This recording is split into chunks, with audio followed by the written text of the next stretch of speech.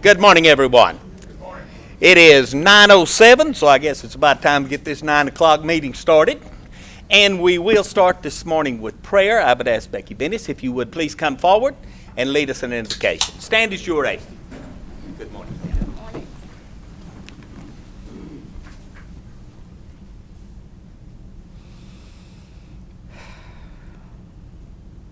Our Creator God, we come before you this day as your humble servants. We are here to do your bidding. We are your hands, your feet, your heart, and your mind on this earth and in this meeting. We are here and called to serve for the common good of all of creation.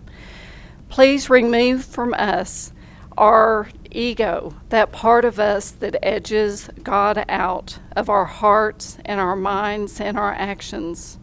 Remove any hidden agendas that separate us from your service and our service to the highest good. Expand our consciousness so that we may see beyond the issues at hand. Guide our decisions today so that they may serve and impact all of our citizens and our environment for the highest good of all. Help us to remember that you are our source, our creation, our inspiration. Help our decisions today to leave a lasting legacy for tomorrow. We love you, we serve you, we thank you. Amen. Thank you, ma'am. And now, to help me with our pledge this morning, we have the San Angelo Fury softball competitive travel team. And I'm going to call these girls' names. If you would come up as I call your name, and then you can help me with the pledge. Reese Hall,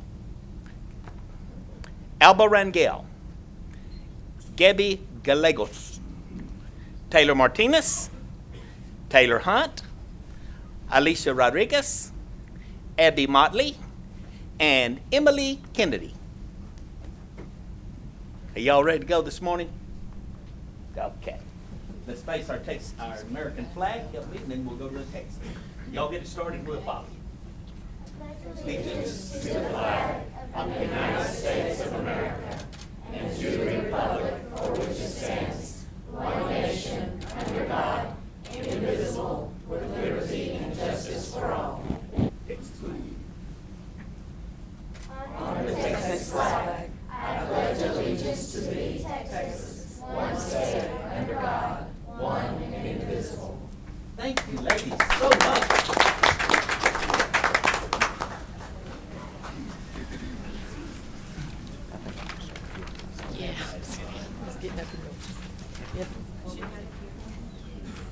Oh, this.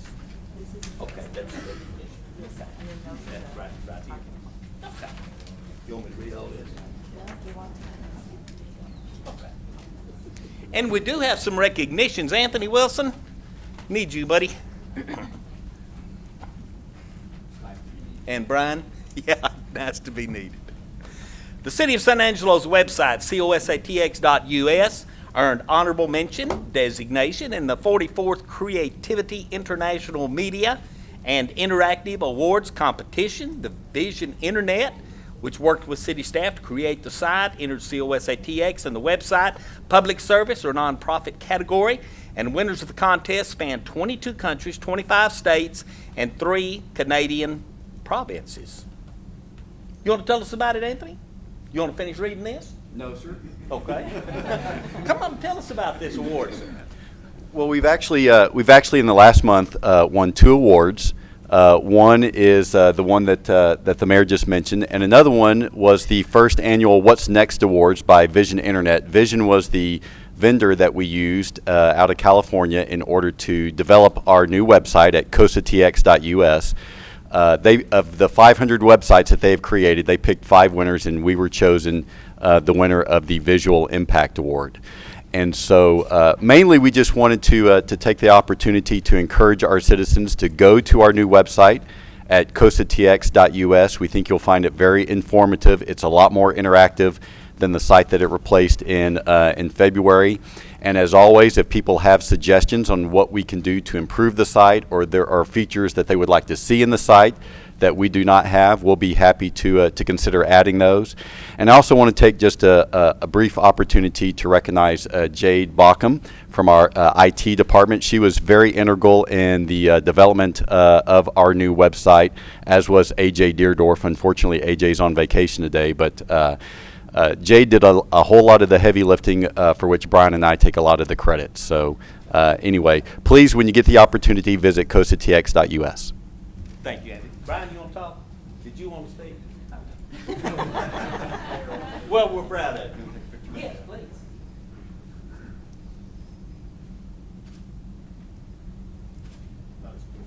Thank you. Thank you.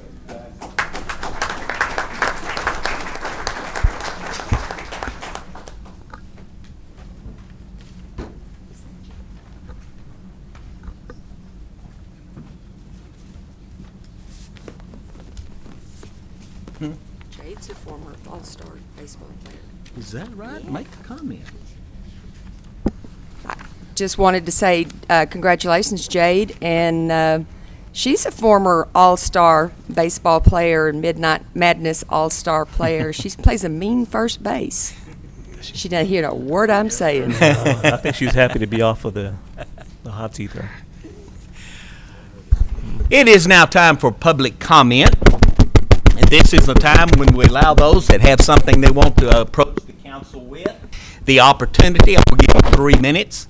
Ask you to approach the. No, we're not. We're not mic'd. You're the only one that's mic'd. Am I mic'd? Can anybody hear me? It's funny how they turn everybody else's mics off, turn them on, and turn mine off. There you go. We're good. Your outside voice. This is our public comment period at this time where we allow those that wish to address the council on an item that is not on the agenda the opportunity. We'll give you 3 minutes at the microphone to make your statements. If you desire more than that, then it's a matter of asking the council, and if we choose, then we can give you more. But 3 minutes is what we allow.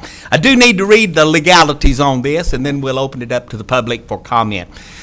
The council takes public comment on all items in the regular agenda. Public input on the regular agenda item will be taken at its appropriate discussion. Public input on an item not on the agenda or consent agenda may be identified and requested for consideration by the council at this time. The council may request an item to be placed on a future agenda or for a consent agenda item to be moved to the regular agenda for public comment. On public hearing items, public input will be received on each item immediately following the council discussion and prior to any action on the item. Each member of the public should make the remarks from the podium and begin by stating their name. Remarks by each citizen will be limited to 3 minutes unless waived by a council member for all speaking on that matter. No individual will be allowed to speak more than once on any subject until every citizen wishing to comment has done so. So at this time, I will open it up to any citizen that wishes to comment on something that is not already on the agenda or has a desire for something on the consent agenda to be moved to the regular agenda for discussion. This is your opportunity. Come to the front, please, ma'am.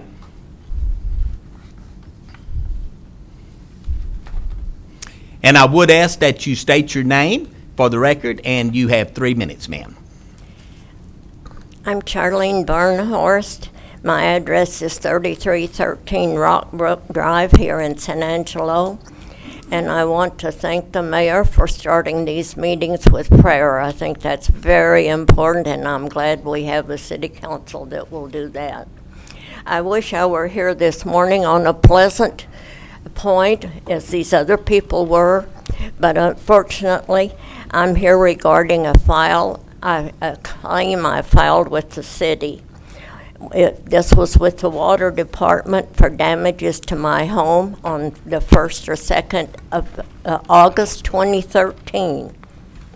These damages were caused by a spike in water pressure when a main was turned on after maintenance work. This main was at the intersection of Canyon Court and Green Valley Trail. It's 1.5 to 2 blocks from my house. You can check the work orders with the water department to verify this. I do understand that I only have 3 minutes to speak, And as I won't have time to set out all the facts, I have prepared files for each of you so you can read the facts and see that I can verify my claims. May I pass those out now? Give them to Ms. Ramirez, please. Let me see if those are the right ones. I have my own here. I don't want to confuse you. I brought my own file that matches yours, so if you have any questions, I can refer to my file. And I also brought my complete file, which is quite large, and I didn't think you would be interested in all of this. However, if you have any questions, I will refer to it. As you can see, the files are divided into two parts. The yellow tabs concern the city. The colored tabs concern, thank you. The colored tabs concern my damages and expenses. As a result of this spike in water pressure, a soaker hose was blown loose from a rubber hose flooding my patio. This was insignificant, but it also caused a crack in my RO system, flooding the kitchen, some of the dining room, and the south end of the living room. I have notified the city, filed the proper claims, and talked to several city employees. I was treated with courtesy, but the only answer I get is you can't sue the city. I don't want to sue the city, but I don't think that law prohibits the city from doing what's right and accepting their liability in a case like this. I hope that after you vote, I will be able to say justice is served. If not, I would at least like a better answer than you can't sue the city. And the ironic thing is, the city charged me for the water that flooded my house. So if you have any questions, if I've left out anything, I'll be glad to answer your questions. Are my 3 minutes up? Yes, ma'am. Thank you very much. Thank you very for much. your Because attention and because this is not an item on the agenda, we are not allowed to discuss it today. This is merely a formality to allow you to bring forth a claim. You have given us paperwork on it. It's something we can look at. I know this has been through our risk management area, that Yes. the claim has been denied. Yes. So this is something that we're just going to have to look at it a little bit, ma'am, and Thank you for We'll go from allowing there. me to appear before you today. I appreciate it. I very much appreciate you appearing for us. Thank you, ma'am. Mr. Mayor, if I may, since this is my district and I have spoke with Ms. Barnhorst, I would like to review the facts in the file again with Mr. Dane and Mr. Valenzuela and you, if we may. Yes, ma'am. It's not a dead deal, Ms. Barnhurst. We just need to look at it a little further. Thank you very much. Do I have further public comment?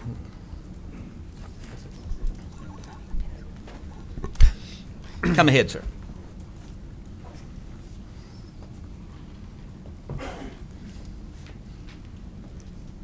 State your My name. name I'm going to is, give you approximately 3 minutes, please. Okay. My name is Nick Rodriguez. I was born and raised in this city. I have seen a lot of things come and go.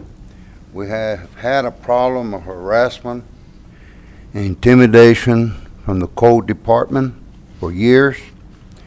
They took me in for 9 months, and in court, they never let me say what was right. Miss Liz went to my place, one of my places. She saw there was nothing there, but she couldn't do nothing, okay? This other lady here recently, she was fined almost $400 for trash being in the street. This lot is right on the edge of the city limits. Here are pictures that I encircled. She keeps her properties good and clean. And this lady has been in the books with the city paying fines for quite a few years. When the code enforcement wants to just go unload a machine and cut little weeds or grass and charge her a tremendous price, $200, $300. Here lately, I found that out that's still going on. The judge at one time, the municipal court judge, said, well, the city says guilty or not guilty, everybody's guilty, and that's why they find everybody guilty in that court. And that's not right. Mr. Daniel there, we met when he came into office. He knows about this. He saw pictures. This particular court enforcement made a person put 4 types of fences around 4.5 acres just because of religion, because they didn't belong to his religion.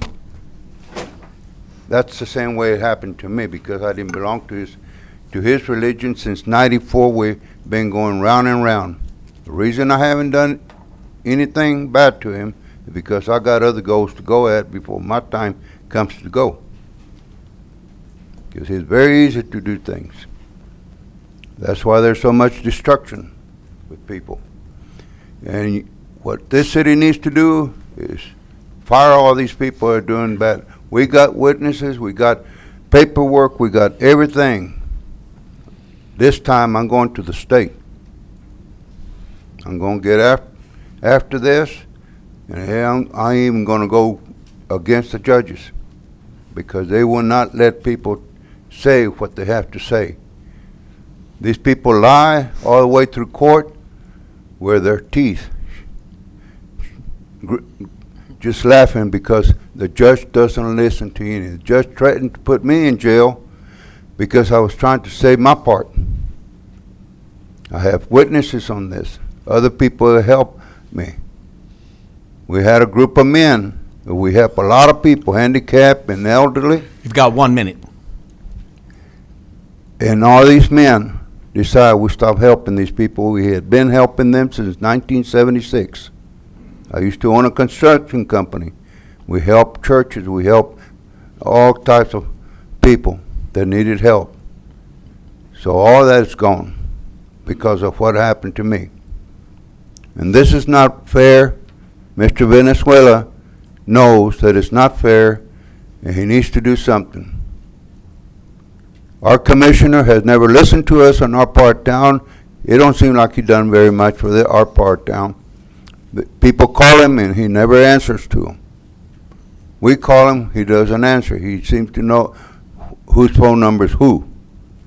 And that's not right, isn't it, John? Huh? John? No, sir. It's not. No, right. sir. It is I not can right. prove it to you, boy. I think we've had enough of this one. Okay. We appreciate your comments. I Well, my disagree comment- with you. I disagree with you. We do not have a judge that's going to say everybody's guilty before they're even tried. Well, That's against their that's- oath, against the Constitution. That doesn't happen, That sir. was not my word, that was the judge's words. Thank you for your comment. Okay. Do we have further public comment? This is your opportunity, pro or con.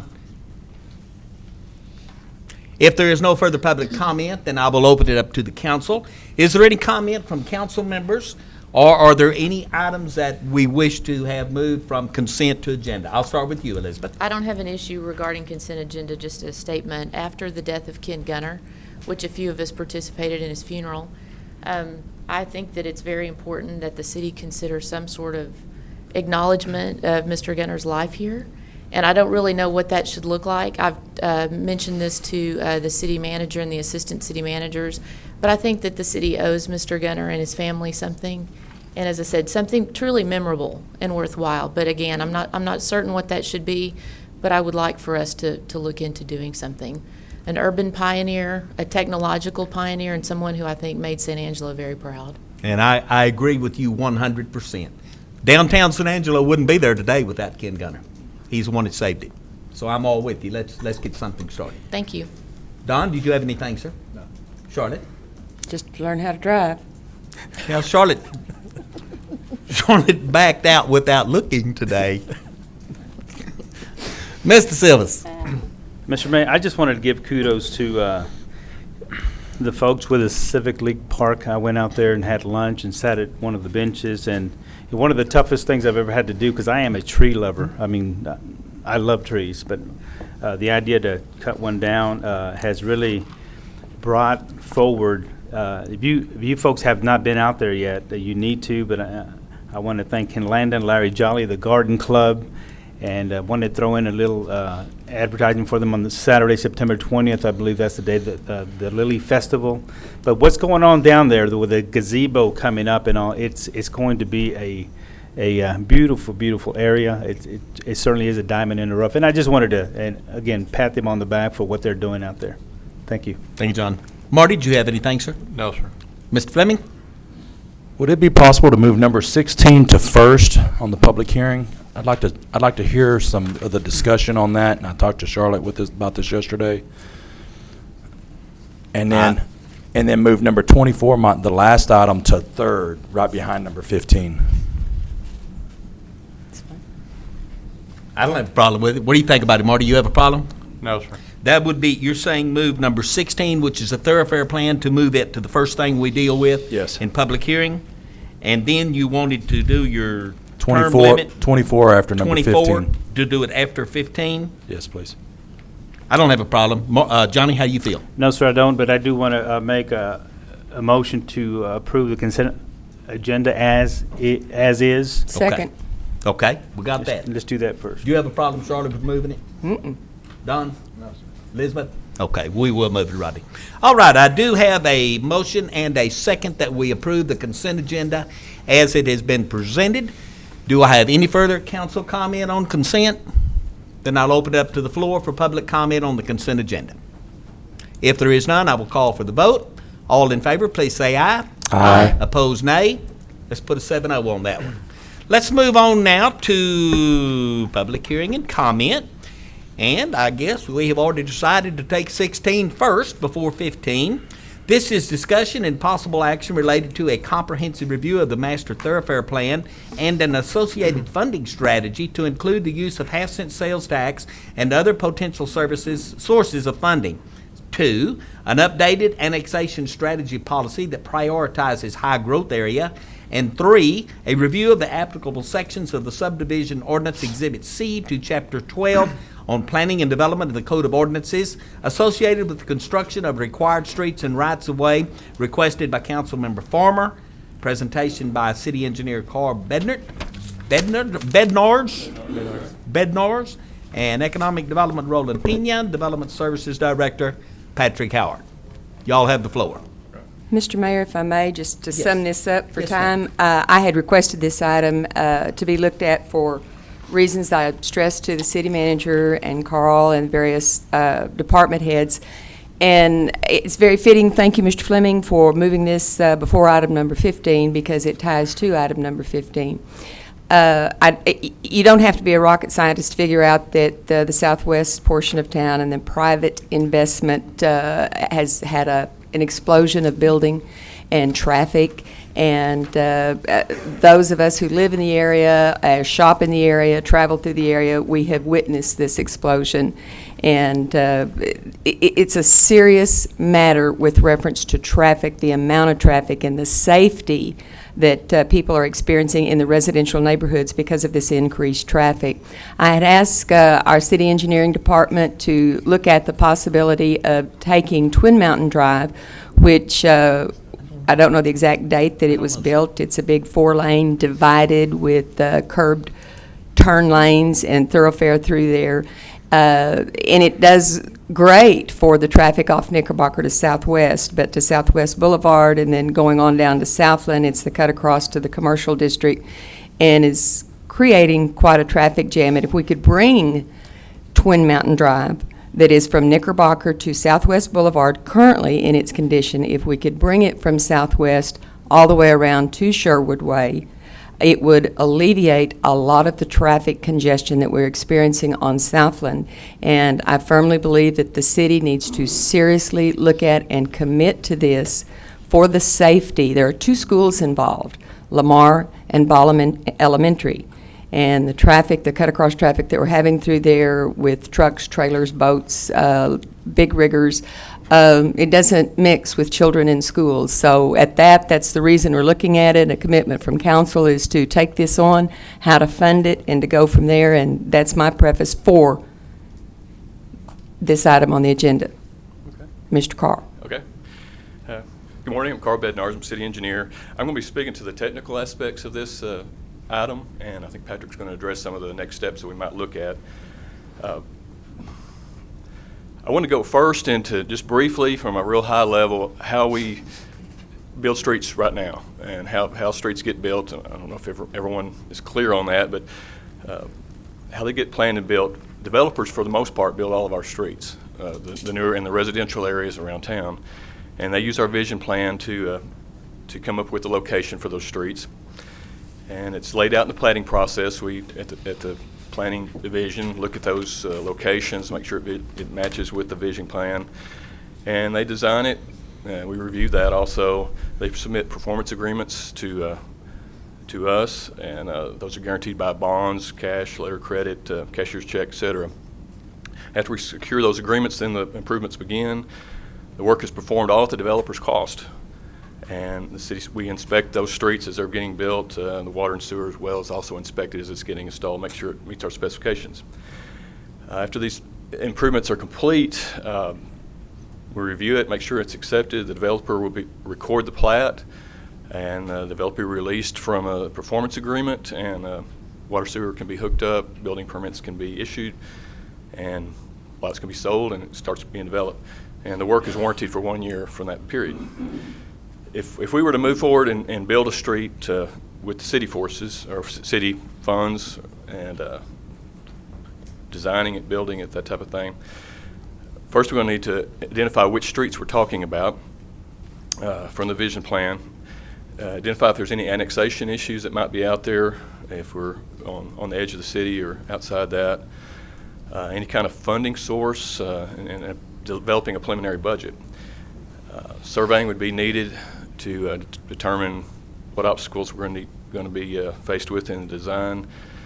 Right-of-way needs would need to be determined, and utilities that might be out there, and there wouldn't be any sewer or water yet, but there could be some gas lines, electrical lines, things like that we might have to deal with.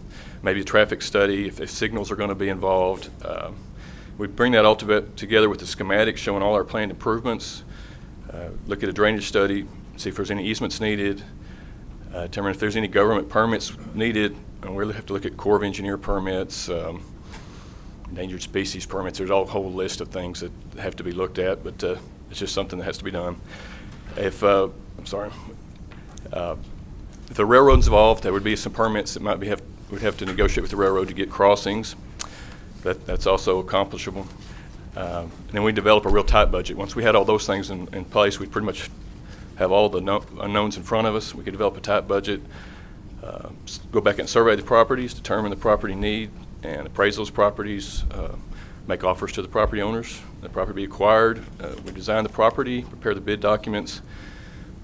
Depending on the location, there might be a bridge involved. If there is, that might require consultants. I really don't have the staff to do that. I have the staff to do the rest of the work. The project would be let up for bids. A contractor would be selected to build the project out. The street would be constructed and warranted for 1 year from that period. So that's kind of there's a lot of steps that are in between these that I'm not going to go over that are minor, but they still have to be done. But that's really a high-level view of what needs to be done.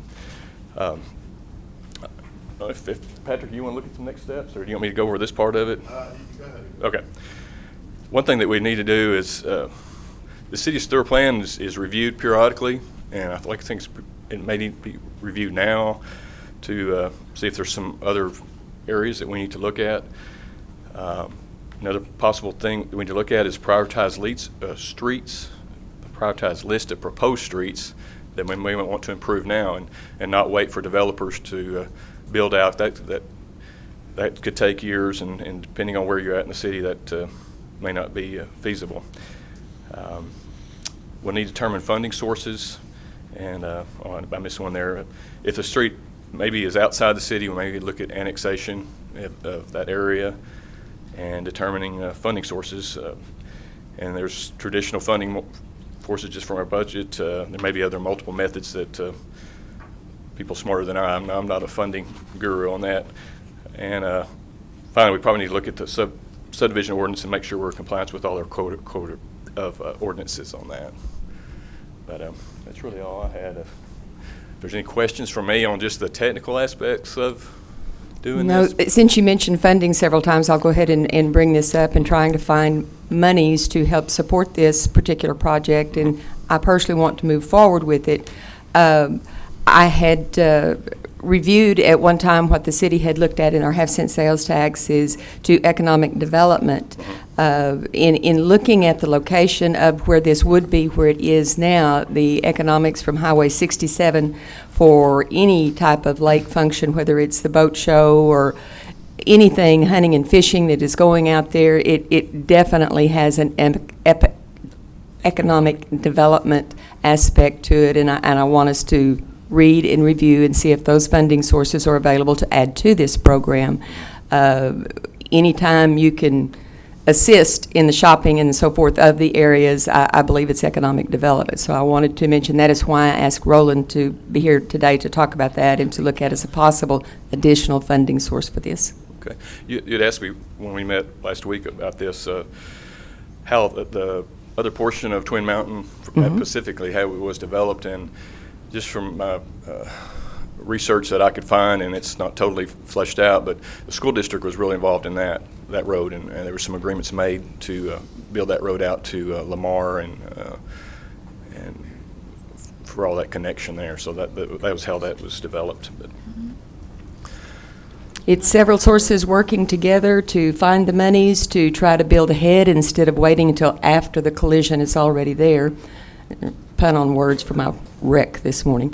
But just for the safety flow of the traffic to the commercial to the general shopping, if we had an overview, did we have an overview of the street for those who are not familiar to see how it connects around to Highway 67, which has become one of the busiest highways in the state, I'm sorry. and especially from San Angelo to Big Lake. But we don't have an overview. I didn't include that in my presentation. Okay. Sorry. As you turn on Twin Mountain, as far as you can go is to Southwest Boulevard, but if you went all the way down to that one-way in and one-way out Baker subdivision, this would bring another entrance for new homes being built to bring it all the way around to Sherwood Way, and also take, I think I would be very conservative in saying 65% of the traffic flow off of Southland would then go to the higher four-lane divided with turn lane to bring it around the south end portion of the city.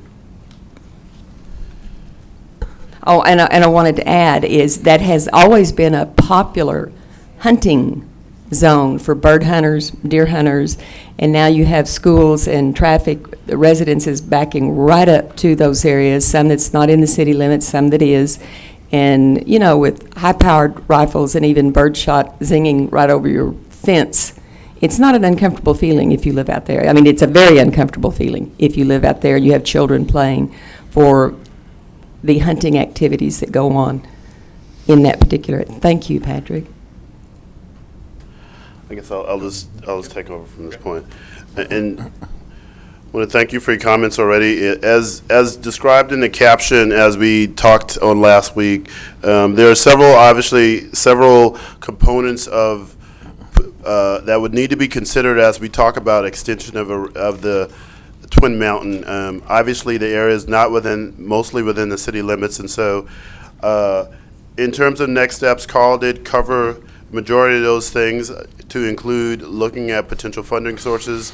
Obviously, in most cases, the responsibility or the onus for developing streets is on the developer, and so if we were to consider alternatives to street construction, we would obviously want to review our policies and think about how we want to move forward with that. If it includes a half-cent sales tax, if in fact it's deemed an eligible activity for the half-cent sales tax, then certainly that would be an option.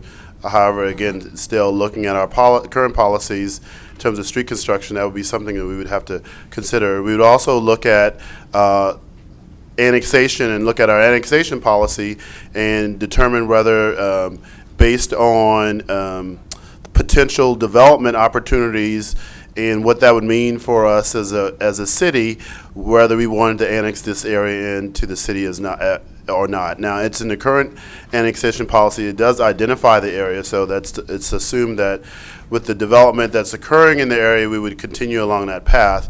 Additionally, we would also need to look at, obviously, the appropriate zoning, the acquisition of the appropriate right-of-way and the like. And so staff is asking for direction to review these items and bring back to the council some information for consideration as we move forward, if that's your inclination.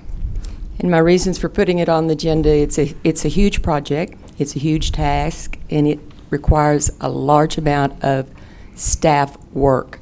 And I didn't want to have them do all of the work to bring to council the numbers and the possibilities for their work to just fall on deaf ears. I wanted to discuss with the rest of the council if they thought it was a worthy project to move forward on, and that staff should be involved in meeting all of these hurdles to get approval from council today to at least move forward in looking at annexation as well as the completion of Twin Mountain Drive around to Sherwood Way.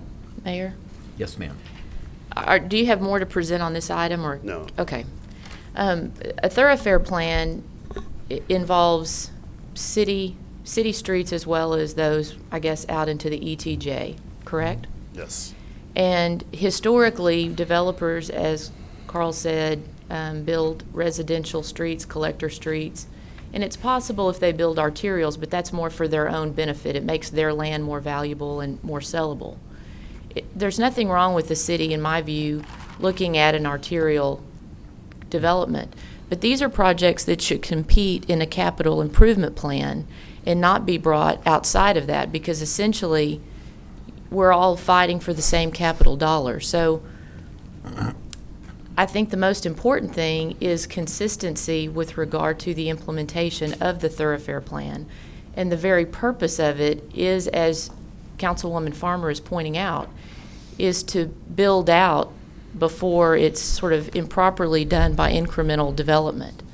But I think that this project, like any other, has to compete with all of the other capital needs that we have. I think it's a good project, but I think it needs to be vetted that way. Annexation in this area, probably annexation in general, we need to really consider with the growth that we're experiencing. This is the first bump we've had in years. So this is when planning is going to be most important. And that we be consistent in how we implement. Rodney?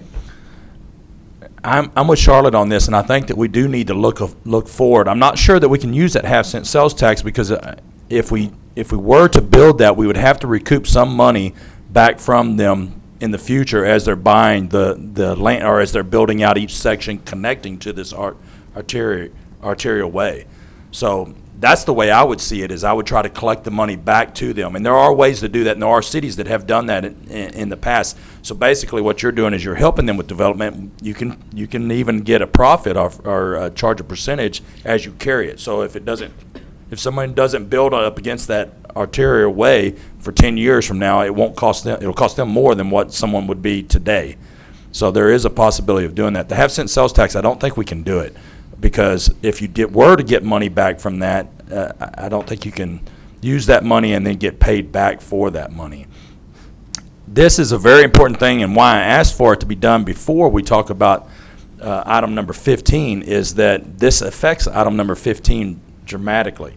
And I can see what you're saying, Liz, is on the, put it in the CIP and having it compete against everything. But one of the main things, and this is not my district, this is Charlotte's district, but this is a district that I drive through probably every day, every other day. The majority, or a whole lot of people in this city drive through this area over there. And what happened is we did have poor planning for that area. There was poor planning, and at a minimum, we should have had a 3-lane right there in front of that school, at least 2 lanes and a turn lane, and we didn't. So we did plan badly for that situation, and I think that this should be a thoroughfare. I'm not saying that we should go put thoroughfares all over the city, but this is one that's a major one. It does come off of Highway 67, and it affects a dramatically large portion of our city. It's 2 districts really that it affects back over there, and I think that this should be something that's not looked at for the CIP, but this is something we could do as a special project, because we messed it up to begin with. We should fix it. Well, I'm not sure why it wasn't important 3 months ago. I mean, the situation out there is exactly the same. as it was 3 months ago. Who said it wasn't important 3 months Well, ago? I'm not sure that it was presented as part of as a potential capital project. We're not marrying what's going on in our community with our planning documents. We're trying to do everything without any sort of context. And in the end, I think the best product and the best solutions are going to come with consistency. Johnny?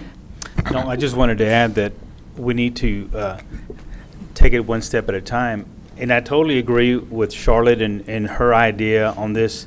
I'm okay with the annexation idea, but like Ms. Grindstaff said, that we do have, I remember there being a list of 55 streets with $155 million price tag. So I want to just hold up. We're building those funds to start repairing the streets.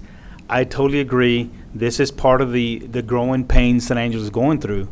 But I think we need to just hold the reins right now while we try to fix what's broken today, right now. And,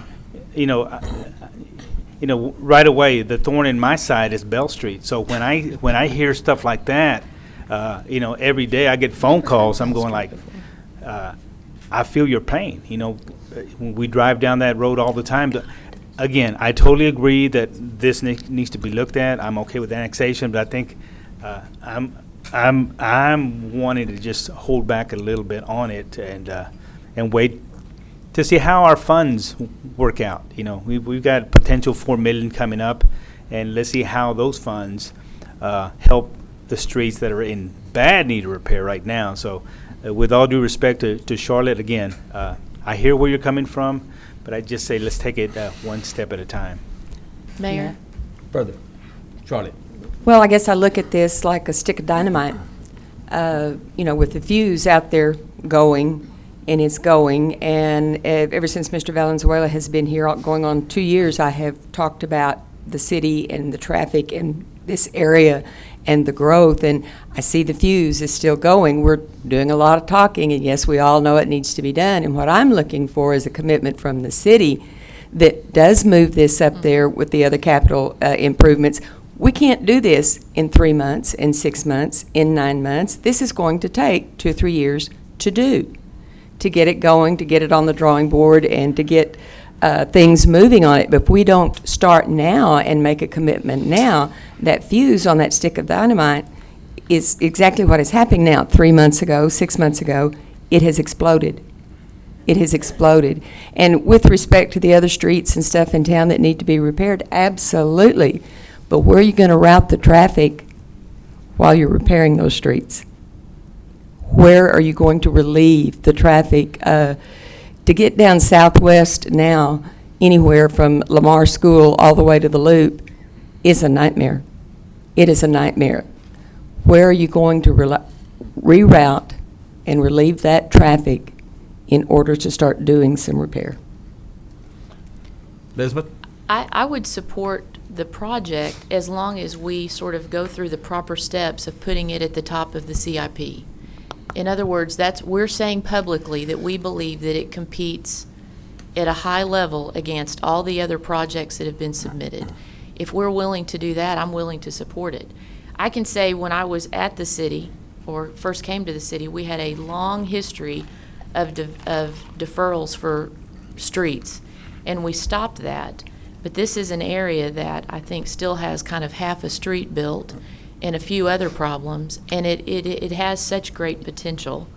As I said, I can go with it, but we need to do it I think with a certain methodology that explains why we're doing what we're doing, and making sure that, again, we justify it against all of the other needs that are out there. I'd be happy with that. Further comment? Marty? I guess one of my concerns is that no doubt it probably needs to be done, but we heard from developers. I think when the fire deal came up, they couldn't take that road that away because people were not willing to sell the land so they could buy to put the street in. So I mean, for us to do it, I guess we'd have to go through condemnation and everything else to put the street in. I'm not sure how supportive I am of doing that. I'm glad you brought that up, and I didn't have to. Johnny? I just wanted to add that I'm very leery of even mentioning a half-cent sales tax for something like this. And maybe I'm wrong, but I've never felt comfortable going in that direction. But my last question is, what possible action are we looking for this item? That's where I didn't want to jump the gun and all of a sudden assign some funds to go with this idea. But what possible action are we talking about here related to? Well, let me share. When we met with Councilwoman, staff did, and she expressed an interest in specifically looking at how to fund Twin Mountain Drive.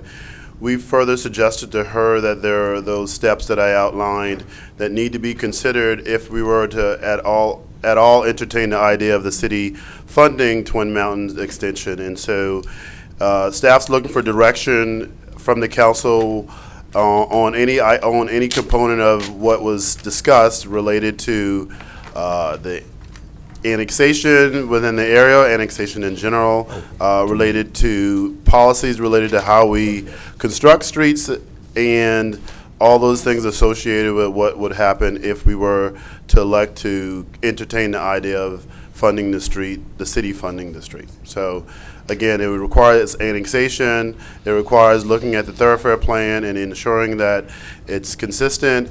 It also would require some sort of prioritization of the street, which would be part of the capital improvement plan as outlined. And so all those things would need to be considered and acted upon if we were to elect to move forward. So we're just asking, what is the pleasure of the council as relates to the item before us today? What I'm saying is I'm sorry. Don? No, go ahead, Charlie. All of these things, annexation, the funding, the purchase of the right to go through the lands, all of these things need to be done. What I'm asking, that we don't do these one at a time. Well, let's do this before we start this. Let's do this before we start that. Let's do this. And before you know it, 10 years has gone by. Mm-hmm. That's what I'm saying. I'm asking the council to support the idea for staff to work on this all at once so that we can cut that 10 years down to 3 or 4 years. That's what I'm asking. And that's a lot of work on the staff's part, and I don't want them to expend their time if council's not going to support the idea. Don? I pretty much agree with Johnny and Elizabeth, too. I think we need to go about this in a way that we have with all of our other capital improvements. Also, it's just like our parks. We're building parks right and left, and we don't have funds to maintain them. We're not putting funds with those things to keep up with the demand that we have on maintenance and upkeep. It's the same thing with our streets. I think before we need to build more streets, we need to maintain and keep up what we have. This is definitely a need. It's something that I think we do need to look at. I have absolutely no problem with looking at it. Once again, I'm going to bring forward my half-cent sales tax idea. Let's take it to the voters. If they want to take sales tax for our streets, we could do that on a 4-year process and let the voters decide if these are the kind of things that they want to do with that money. I too feel it needs to be in the capital improvements. We put something ahead of Bell Street, I think every one of us will be hung from a high tree. Bell Street has got to be fixed. We've been promising that for years. And to bring another project in and throw it in front of everything else is not going to work. We also have Howard Street. We have College Hills, North Chadbourne. We have so many streets that need so much work. And they are in their capital improvement plans, and they are categorized for a reason as the most needed. So if we want to throw this thing into the capital improvements and let it seek its own place, then I don't have a problem with that. But that's as far as I would be willing to go. Johnny? Yes. The last thing I wanted to add is I would encourage any citizen, any taxpaying citizen in this community to go down 14th Street and go down Pecan Street going south towards the loop and you'll see what those folks are dealing with. I mean, it is horrible, horrible, bad. But another thing that Carl mentioned, and maybe throw this into the conversation again, you mentioned SAISD was part of this, the Twin Mountains portion of it, and maybe I don't know whether we tap into them again on helping fund this idea, at a later date. But if they helped out with what's there now, I don't see why we shouldn't ask for some type of support, some type of a partnership. So I just want to throw that in. But go down Pecan Street, please. Daniel? Councilman Fleming made a point a little while ago as far as recouping some of the costs. When we start looking at perhaps funding a project such as this, we definitely need to look not just at the funding and the possibility for recoupment of those funds, and that's something that needs to be determined how that would look like. It's not something I'm kind of leery as far as, especially if we start talking about taxpayer money, that there's a responsibility by the developer to ensure that as areas are being developed or built out, that these infrastructure improvements or not improvements, but the infrastructure that are going in place are covered by the developer. So I do feel that definitely we need to look at perhaps a funding opportunity, but also the possibility of recoupment, and again, what that would look like. That's something that we could discuss and see how that would work out. Don? As far as just kind of as a final footnote, the school district did help with that street, but it was done through a bond issue, and that was figured into the bond issue because it's basically in accordance with the developer. They knew they had to have a good street out there to Lamar when they did it. I was on the school board, and that's why it's out there. I would say that consensus is that we throw this into the capital improvement and let it find its own spot. So, I don't know, we can vote on it if someone wants to move one way or the other, or we can leave with the consensus. I don't think we have to vote. Whatever y'all want to do. I'll make a motion. Okay. I'd make a motion that we consider this project for placement in the capital improvements plan, as well as do an annexation study for the area based on the growth that our community is experiencing. I'll second that. Okay. I think that's a good motion. Do I have any further council consideration on this? I'll open it up to the public for comment either way. If you would like to speak to this issue.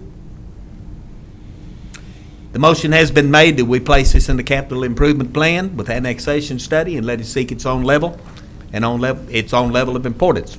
Call for the vote. All in favor, please say aye. Aye. Any opposed, nay? Put a 7-0 on that one. Let's move on now to number 15, which is the first public hearing consideration of an introduction of an ordinance amending Chapter 12, Exhibit A, zoning ordinance of the Code of Ordinance of the City of San Angelo, PD 1401, White Oaks Development, LLC. An ordinance amending Chapter 12, Exhibit A of the Code of Ordinances, City of San Angelo, Texas, which said Exhibit A of Chapter 12 adopt zoning regulations, use districts, and a zoning map in accordance with a comprehensive plan by changing the zoning and classification of the following properties to wit: an unaddressed 8.9-acre tract located at the northwest corner of Southland Boulevard and Mills Pass Drive, more specifically being approximately 4.9 acres out of the Community of Faith subdivision, Section 2, Block 1, Lot 3 in southwest San Angelo, changing the zoning classification from single-family residence RS1 and ranch and estate R&E zoning district to a planned development PD district, providing for severability and providing for a penalty. Development Services Director Patrick Howard. But before we get started, it is 10 o'clock. Yes. Council want to take a few minutes break before we get into this? Yes. Let's take a break. I have already read item number 15. I read it. And council, y'all know this is one of those situations. We're not going to win on this one because either way we vote, we're going to make half the people mad. Let's do it. Let's get it. Go ahead, Mr. Howard. Okay, thank you, Mr. Mayor. As been stated, the applicant is requesting to change his current zoning from RS and R&E single-family residence and ranch and estates to a planned development district with an RM1 underlying zoning. There was a lot of discussion about this, and obviously a lot of participation at the Planning Commission and subsequently through phone calls and emails. There were 16 notifications sent out for this item, 2 in favor and 22 in opposition. How many? How does that add to 16? 2 in favor and 22 in opposition. More than in the More, notification correct. area. As a result of emails, it grew. The number of in opposition grew Outside from the the original 200. 16. Outside the 200-yard. No, what I mean is that notifications were sent to the 16 individuals who were within 200 feet, and we got back more than actually what we sent out in terms of in opposition.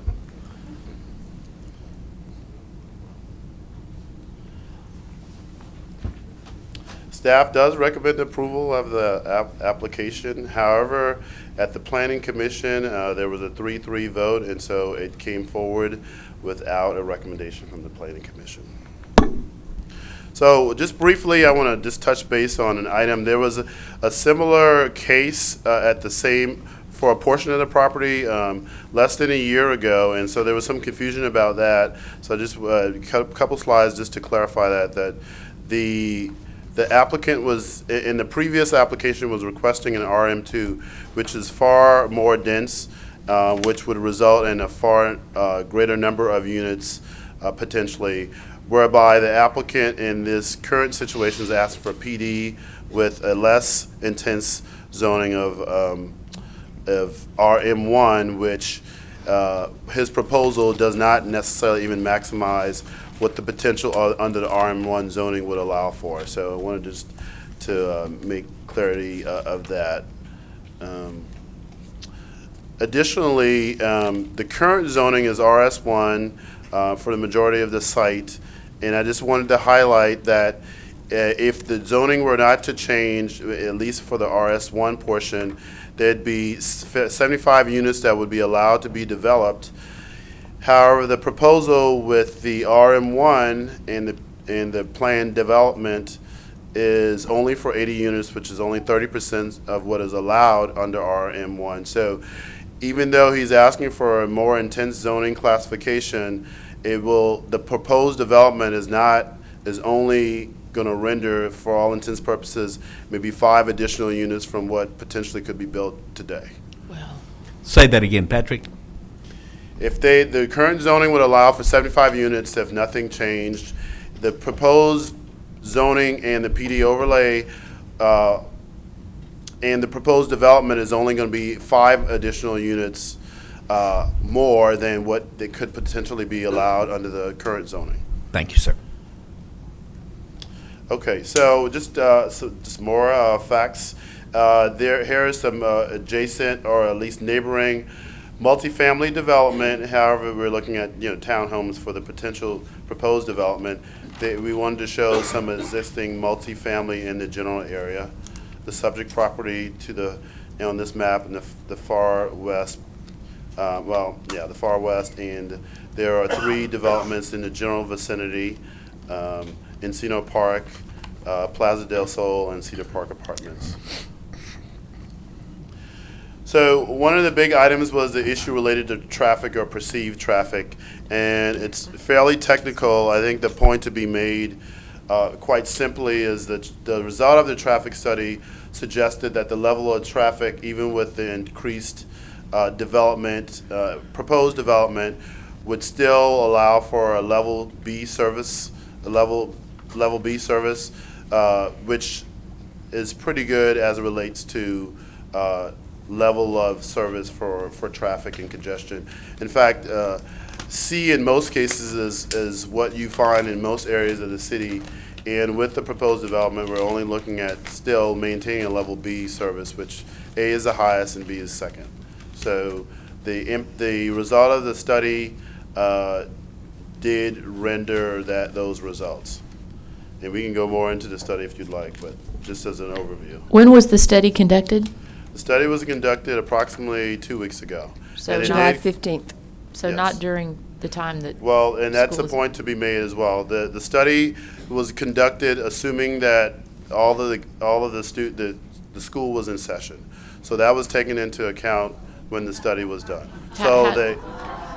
So as you can look at the study, as you can look at the graphic here, it shows the 484, which is the enrollment for the school, and it talks about trips, assuming that a percentage of the students would be dropped off, a percentage of those would be walking or taking other means of transportation, carpooling and the like. So it doesn't, when you look at the daily trips, it doesn't reflect the double amount of students and obviously faculty and staff. So it did take into account all of the students being in session. That's where the 484 comes in at. Patrick, I have a quick question. Yes. So A means that the ability for that thoroughfare or street to accommodate traffic, and then B, it's a little less than that, or? Well, it's not. Explain that. It's about sort of when you talk about level of service, you're talking about primarily congestion for the most part, and so when level A means that there's very little congestion. It's typically probably a 4-lane divided highway of sorts. And in most cases, when you're talking about a residential street or a minor collector, you're talking about level of service B or C, even D in some cases. And it actually is based on obviously the density of development in the area. But B is very acceptable. In fact, most cities strive for C or D in most cases in terms of traffic. So the long and short of it is that the proposed development does not significantly impact the level of service on Southland. Do you agree with the methodology of the study? I do. Okay. I know. So here's the subject property. The red line shows the corporate boundaries, municipal boundaries of the city, just sort of as a in context. So that's primarily along Southland, and again, we talked about item 16. This is a map that was shown. Twin Mountain Drive being in the neighboring vicinity. So here's an area of the subject property. There's obviously areas that are undeveloped, and across the street we do see Bonham Elementary School. Okay, and here's the subject property. It's R&E in the southern portion and RS1 in the northern portion, even though it's all shaded the same color. There's general commercial to the north, to the west. You see RS1, and so there's a mix of uses within the area, a mix of housing types as well, which is what is envisioned for a street like Southland. This is just a land use map that provides a recommendation about the type of uses, which is residential. So this is a site plan. Roughly, we're looking at potentially 80 units. It is a PD, so it is subject to conditions that we can go over as well. PD does provide that opportunity to impose conditions that just the underlying zoning wouldn't, and so the applicant did ask for RM1 with PD, so there are some conditions that are being imposed. But again, as I stated earlier, if RS1, which is a portion of the property, if it were all maxed out at RS1, could potentially render 75 units, whereas he's asking for only 80 townhome units, as opposed to what may be perceived as multifamily. I think that there was some question about whether it's multifamily as an apartment, but they're actually townhomes. They're what? Townhomes. Here's another landscape concept that's showing the same site, conceptual site plan. And here's just a picture of the rendering of the building elevation. The applicant is here, and they have probably a few nicer drawings, and I'll allow them an opportunity to come and share as well. But this is the proposed elevation. Obviously, is subject to design review that would be subsequent to this request being approved or denied. Again, Pat, just further detail. Were you at the meeting that was held in the neighborhood at the schools? I was not. Our city engineer there is one, and one of the planners were there as well. And me. Are they here to speak? City engineer is Staff? here. If you have questions specifically about what was discussed. It was primarily about the traffic study, though. Okay, were there any points of discussion that became part of the PDD? No. Okay. The primary issue discussed was that of traffic. Okay. Can I ask a few more questions, Mayor? Yes, ma'am. In the staff report, it says that if I'm reading this correctly, that there were it was a 6-0 vote at Planning Commission? You said 3-3? It was 6, that's a typo apparently. There was 6 members of Planning Commission present, and 3 voted in favor and 3 voted against. And It so was a moved 3-3 forward. vote, but then they took another motion to forward it on to council, which was a 6-0 vote. It was a Correct. 3-3 vote That's- on the issue to deny. It was a 3-3, and then the 6-0 was to forward it on to council. Is that not correct? Correct. Initially, it was going to go back to Planning Commission. I made the Planning Commission aware of the fact that it could move forward without a recommendation if there is a tie vote, and they subsequently voted to move it forward without a recommendation. Okay. And that was a 6-0 vote. Okay. So you're correct. Rodney? On the Were you through, PD, Elizabeth? Yes, sir, thank you. Yes. Rodney? on the requirements that they said that they would abide by in order to build this development, can we do something? I talked to one of the developers that are behind this neighborhood. Can we make it, I see on their concept that they have a line of trees across the front. Can we do a line of trees across the back also? Can we do that in with there? Certainly, and what I'll do is give them an opportunity to sort of share conceptually about what's envisioned for the site. Okay. And we could maybe discuss some of the specifics at Okay. that point. But we could tie that and require them to do I that. would like, them to give them an opportunity to be able to Okay. show what's envisioned. Thank you. We can do that. You going to go ahead and complete your Oh, presentation, please, sir? Certainly. I think these Charlotte has some remarks on this. Okay.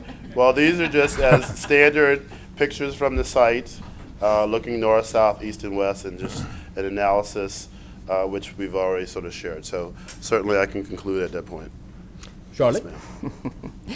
Okay, Mr. Howard, please do not take personal offense to any of my comments, but I am aggravated at some of the steps in the way this came about, so I've made some notes, and I truly appreciate you and your staff finding a way to say yes to the business community. However, I really feel like in this case, y'all threw the baby out with the bathwater because of the way and the sequence that the things came down. This piece of land has been before council, 3 months ago? It hasn't been. It's been at least 7 months. April or May is when it came to council, and it was denied. It was a 4-3 vote for the change, the zoning request change for Mr. Euling. And the biggest reason was the traffic concerns in the vicinity and its vicinity to Bonham. I resent that at that time that a PD was not offered to Mr. Euling when he came forth with his deal at that time for the same local investor developer who's born here, raised here, lived here all of his life, but it wasn't offered or whatever, and now we get a new person that comes in, wants to do it, and says, well, we can do it, we can take it back to council, we don't have to wait a year because we can put a different name on it. Now, you may have met the regulatory codes for this, but to the people out there, it was just a play on words, a loophole, a way to find, to bring something back that they feel like that they successfully fought for a year, and that didn't happen.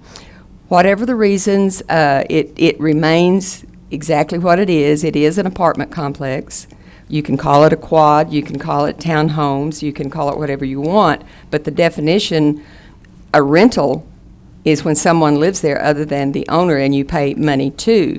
Now, whether you put 16 units in one building or 20 units in one building, it's still apartment living. And I'm not saying that's bad. I'm not against apartment living at all. I do believe that there's some very good people out there that rent. There have not been any upgrades in the area from the city or anyone else on Southland Boulevard when you come down southwest and you bring it all the way around to Sherwood Way. And that we have added homes and didn't go back and take account, but it just takes a short aerial view to see how fast that area has developed, and all the traffic dumps back onto Southland. And that has increased the traffic for the students at Bonham. There's not been any curb, bike trail in the pavements or in the area. When you come across the Arroyo, which is right there at Oak Grove, there's been nothing improved by the city on that particular street all the way out to Sherwood Way. And that concerns me, and it concerns the residents out there because they've watched additional traffic being thrown into their area, and it doesn't seem like anybody's paying attention to how it's being built out. All of the streets that develop, they all dump back into Southland from southwest to Green Meadow. The high traffic is causing for people to dart through the streets, and I'm going to try to keep the personal out of this because I live right there. And I know what the traffic is, and I know that the residents are not exaggerating when they say the volume and the safety and the speed. There's just too many cars to support the area. It angers me that the city planning department did not see or watch the fast growth pace taking over and becoming too much for that existing thoroughfare to plan on how to do this. Now, I know we've been through staff changes and personnel changes and all kinds of changes. Your taxpayer doesn't care. They don't care about your changes. They pay their taxes and they expect you to look out for their areas and whether it's too much traffic, too little traffic, but they invest their tax-paying dollars, and they invested there based on the zoning being R1. Yes, they knew it was going to grow. Single families residents have grown leaps and bounds. I'm angry because Mr. Euling wasn't offered the same kind of PD, and it just seems like this is an end-run opportunity for another developer to come in, and planning took their instructions from council, find a way to say yes. Find a way to say yes. Well, you found a way, but after something that had already been turned down and residents had a good, safe, secure feeling about it, and you just literally ripped the rug right out from under their feet. I live out there, I talk to these people, and they're upset with the city. They feel like the city staff planning pulled a fast one on them on this. And in your defense, you're new, you found a way to say yes to the developer coming in. It causes a lot of mistrust on how this handled, how it came about. I understand that mistrust. It makes me think that maybe staff doesn't know what they're doing when they don't think about turning it down prior and coming right back again. It causes mistrust, and I don't like the way it came about. To me, it's a play on words. You know, you can call it a PD, you can put a different shade of lipstick on it, and it's still apartment living and a large amount of traffic in one area. The deception, I believe, unintentional, but it did happen, and I want to see the city make it right. I don't wish the developer or the person selling the land any undue harm or anything on this. I want to see safe, affordable housing for all walks of life. Who knows? Everybody that rent might be a retired person who doesn't want to own property. They prefer to rent, and that would be great, and that would be wonderful. It has nothing to do, really, with anything other than the amount of traffic. And the city has not offered the citizens out there any comfort zone that those needs will be seriously met and addressed. I don't feel from the first item that we discussed, I don't feel a comfort zone to believe that the city will take their concerns and address this as an immediate problem. You know, you say 80 units, oh, that doesn't sound like much, but if you take the floor plan structure, how many 2 bedrooms, 1 bedrooms, or 3 bedrooms that are in these units, and you multiply out the number of vehicles that it has the potential to throw into that area. And just the simple math that I did on it, 686 additional vehicles. If you've got 2 bedroom, 2 bath, and you're allowed 2 people per bedroom, you know, that's 4. And more than likely 4 people, whether it's mom and dad and kids, everybody's got their own vehicle, it doubles the amount of traffic that you have out there. I was reading from Jeff Bright, the Independent School District. I went to the meeting that was at there, and he says the district still strongly opposes the construction of apartments across the street from Bonham Elementary School. 29, and my reading in here, 29 people answered and said, we don't want it. They didn't say we don't want those people, which I'm very appreciative that they didn't say. That's not what they said. They don't want the additional traffic because of the unsafe conditions. That's what they don't want. But we've not offered any way to handle this traffic. I can tell you that the boulevard, which is on Sherwood Way, I've been out, I've driven over the dirt roads that have been plowed and made out there, and that property swings right back into, if you put up the map, the Wilkie Road that is graded, there is no pavement or anything yet, but it's graded, goes right into that apartment complex. Now, I thought it dead-ended, that there wasn't a road to connect for people from those 224 units. And when you multiply them out at that, there's another 580-something cars that you're throwing into the mix, that you're putting 600 and some odd in this mix. But I understand their plans show a bridge across the draw, which will connect Wilkie Road and connect right over there to Southland to Bonham. Anybody can cut across off of Sherwood Way because there's no other route, come through that apartment complex, go up Wilkie Road, and bam, they're right there on Southland at Bonham. And that's the problem. There's no planning to protect the residents who live there, their investment in a residential zone. There's no planning in my opinion, from staff to prevent this stick of dynamite that is fusing from just flat exploding. And I agree with Mr. Fleming that it wasn't planned properly, the stuff that is out there, and we have this opportunity to start correcting it. Again, it has nothing to do with the housing, it has nothing to do with the development company. It literally has to do with the residents, the citizens who pay their taxes have not been offered a solution to the traffic that we currently have. You've got an apartment complex that is going there behind Suddenlink. I did the math on it. That's another 624 cars that's going to dump out into that area. And you've got a huge beehive right there. And I see this is flat exploding. The people don't want it. It's not the apartments. I think I say that very clear. It's the traffic. And the city is not offering any relief or any suggestion. So they're going to oppose this project. Now, I have to say in good faith and honesty, the land is going to sell. The owners that have it, they want to sell the land. They've held the land for quite some time. It could be zoned commercial. There could be another strip center put in there right across the street from Bonham. The strip center that was just built on Green Meadow is fully occupied. They've not moved in yet, but it's fully leased. And all of those businesses, you're going to add all of that traffic in that short around the fire department, the water tower, Green Meadow, Southland, and the city just doesn't have a plan for relief. And I don't blame the people for not trusting that the city's going to do what's right. There's no plan to handle the traffic, so I cannot support the zone change.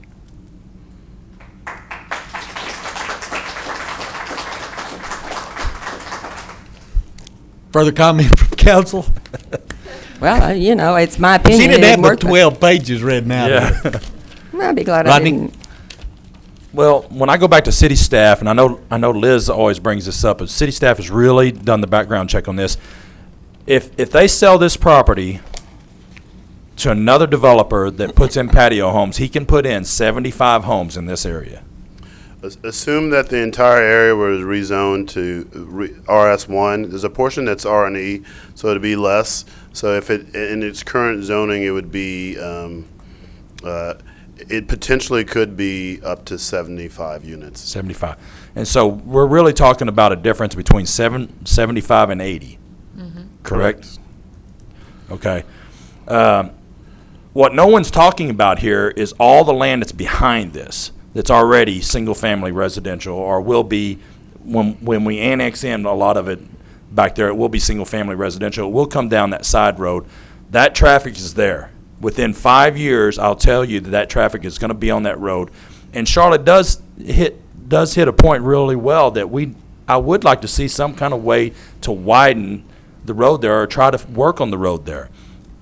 I don't know that we can do it because of those patio homes that are right there to the the east of that one street, they're already in place. This is an old aerial.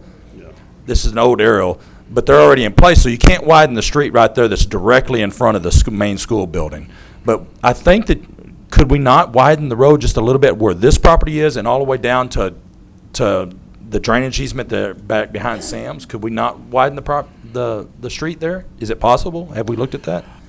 Well, I don't want to speak to that specifically in terms of the ability or inability to do that. I mean, obviously, it requires acquiring a sufficient right-of-way and the like. So, I mean, that would be something you would have to entertain. I think that, again, it'd be part of something, a larger discussion about, as we discussed earlier, the level of service on roads, what roads are we going to improve, and in the prioritization of road repair and road construction and reconstruction, where does that fall? So, I mean, certainly there's probably some likelihood that part of it could be expanded if the right-of-way were acquired. But again, couldn't we do that on the PD, though? Couldn't we require them?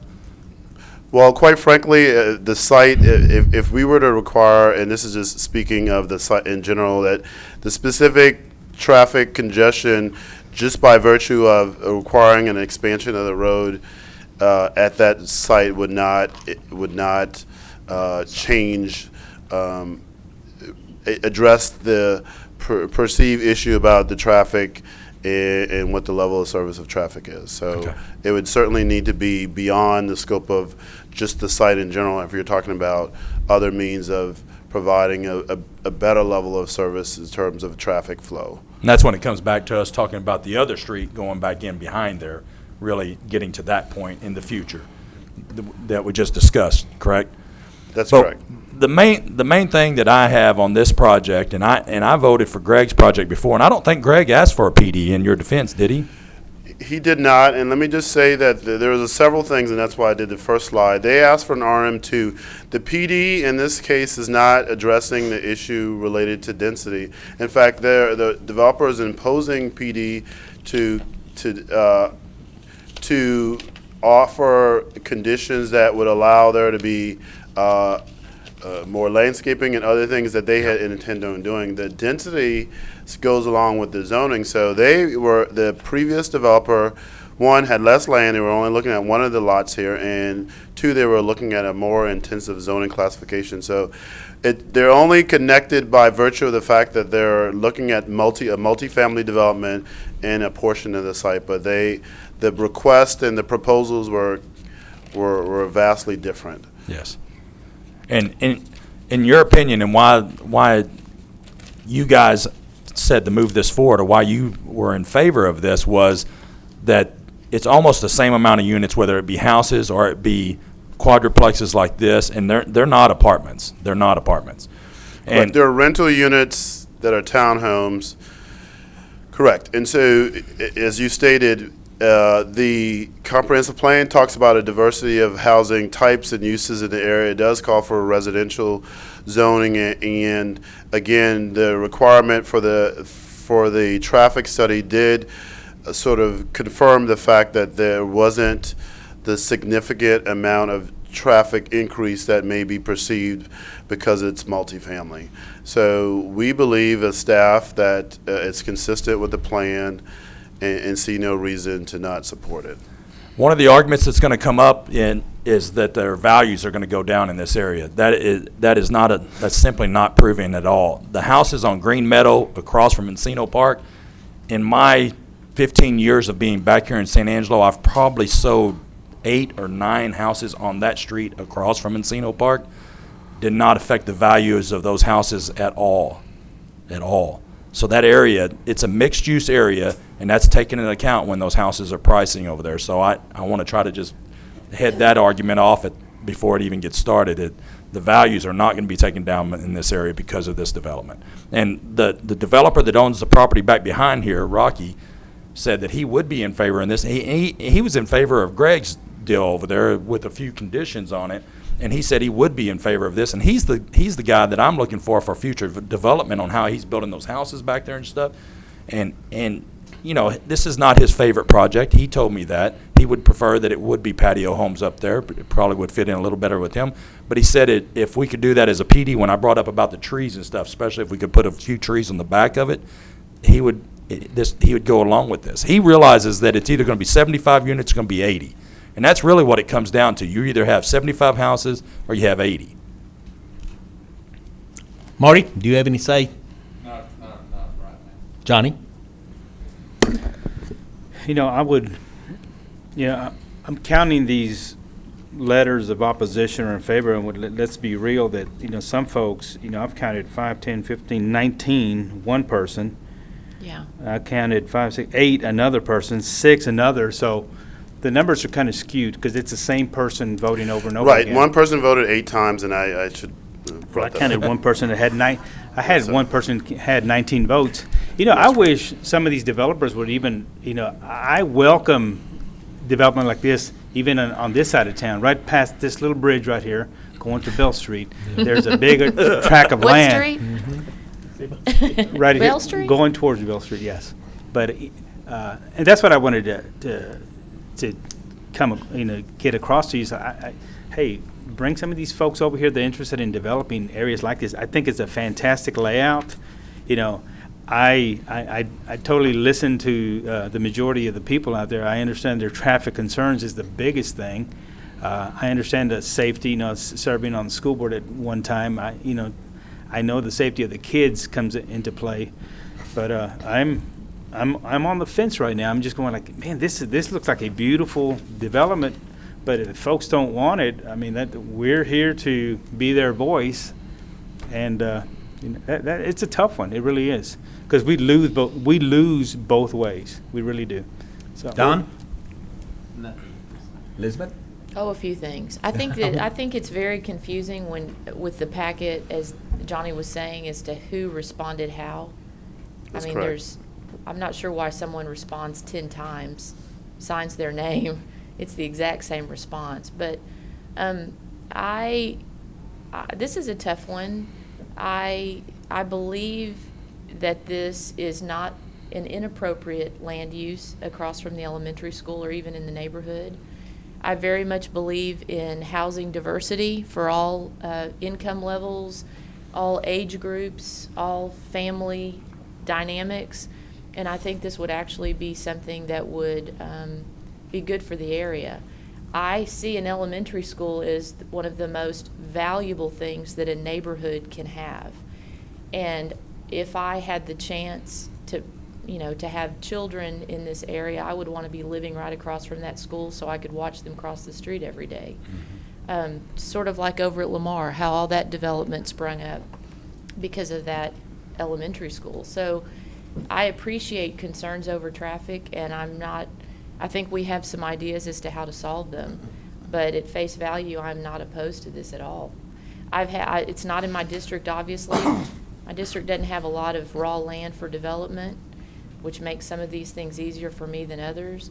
I've had about as many calls on this on one side as the other, but it's not my district. But I agree with what staff has said in the sense of diversification. Just to have housing choice. So I'm leaning towards it, but I'm not a strong proponent of it. Well, I've had a few calls as well. I had a man and his wife called me yesterday, and they were concerned about the traffic. And I understand the traffic. I understand that well. But most of the people that have called me have said, we don't care where you build it. Just build it in somebody else's neighborhood rather than ours. And that really is not a good reason for not building it. I live out on the north end, and you want to talk about traffic. There's been about 24 oil field companies that's been built out in my neighborhood in the last 2 years, and I noticed yesterday we've got a brand new scrap iron yard out there. I'd really think that this quadplex would be a better fit in my neighborhood and in your neighborhood than a scrap iron yard, but that's what we're getting. traffic is all over town. It is something that's happened in the last 2 years, and there's no way that anyone, any city, any planner could have planned for the traffic and the building that's been going on in the last 2 years, and it's not going to end. It's going to continue. So, I can understand the traffic problems, but I cannot understand, and I will not accept this argument. Build it, we know we need it, but just don't put it in my neighborhood. Put it in somebody else's neighborhood. That one doesn't work. Could we ask them to, instead of building 80 homes, if they just eliminate one quadplex? That way it'd be 76 as opposed to 75. Because if the people aren't opposed to the apartments, if all they're concerned about is traffic, if we build 75 houses on an RS1 or 76 quadplex, we've got the exact same thing. So could we ask that maybe they just build one less? Now everything is equal and everybody be satisfied? Would you like to hear from the applicant at this point? I would. Sure. Okay, great. I'll get you on flip-flop. I want to talk about the traffic counts. Okay. Right here. We want to record you. Okay, great. Give me your name and Hi, I'm Richard Finch with White Oak Development. We're out of Memphis, Tennessee. I appreciate all of your ears. I know this has been an interesting and hot topic, so I appreciate your patience with us.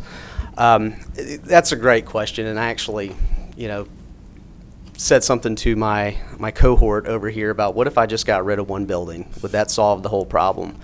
And, I would look at that. It does come down to economics, and, the deal has to work. And it might. It will be a little bit tighter than it would have been, but it's something I would absolutely look at to get this done because I love the site. I absolutely love the site.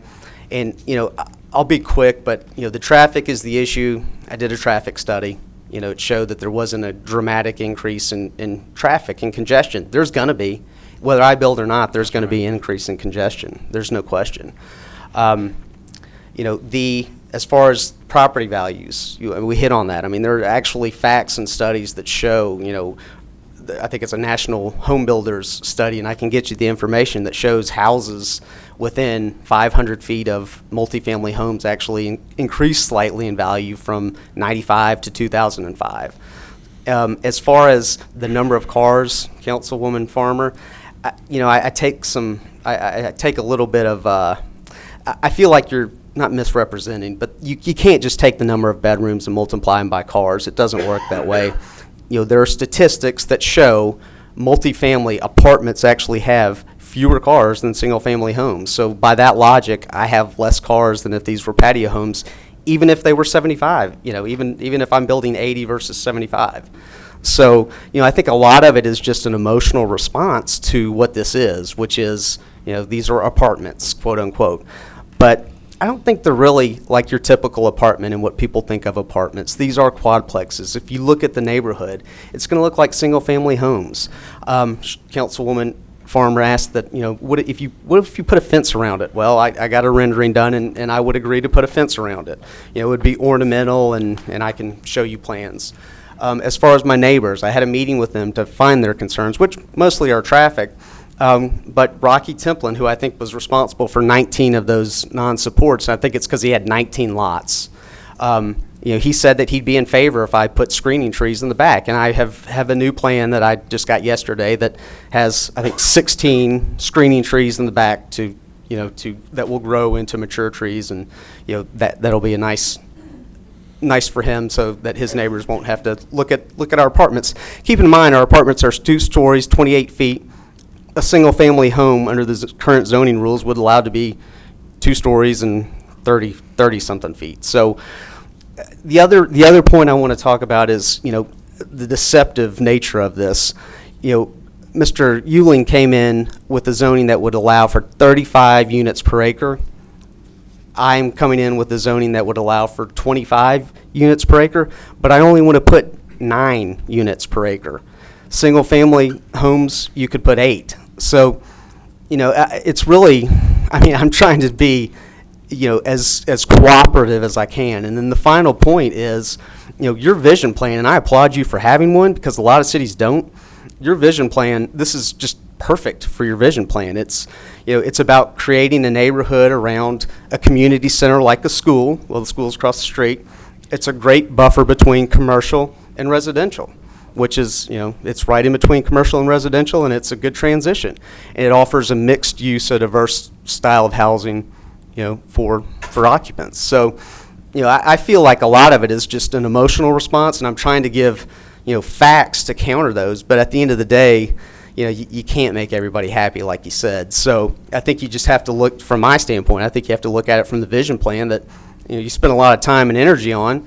And this is a great way to execute on that plan. Otherwise, why have vision plans?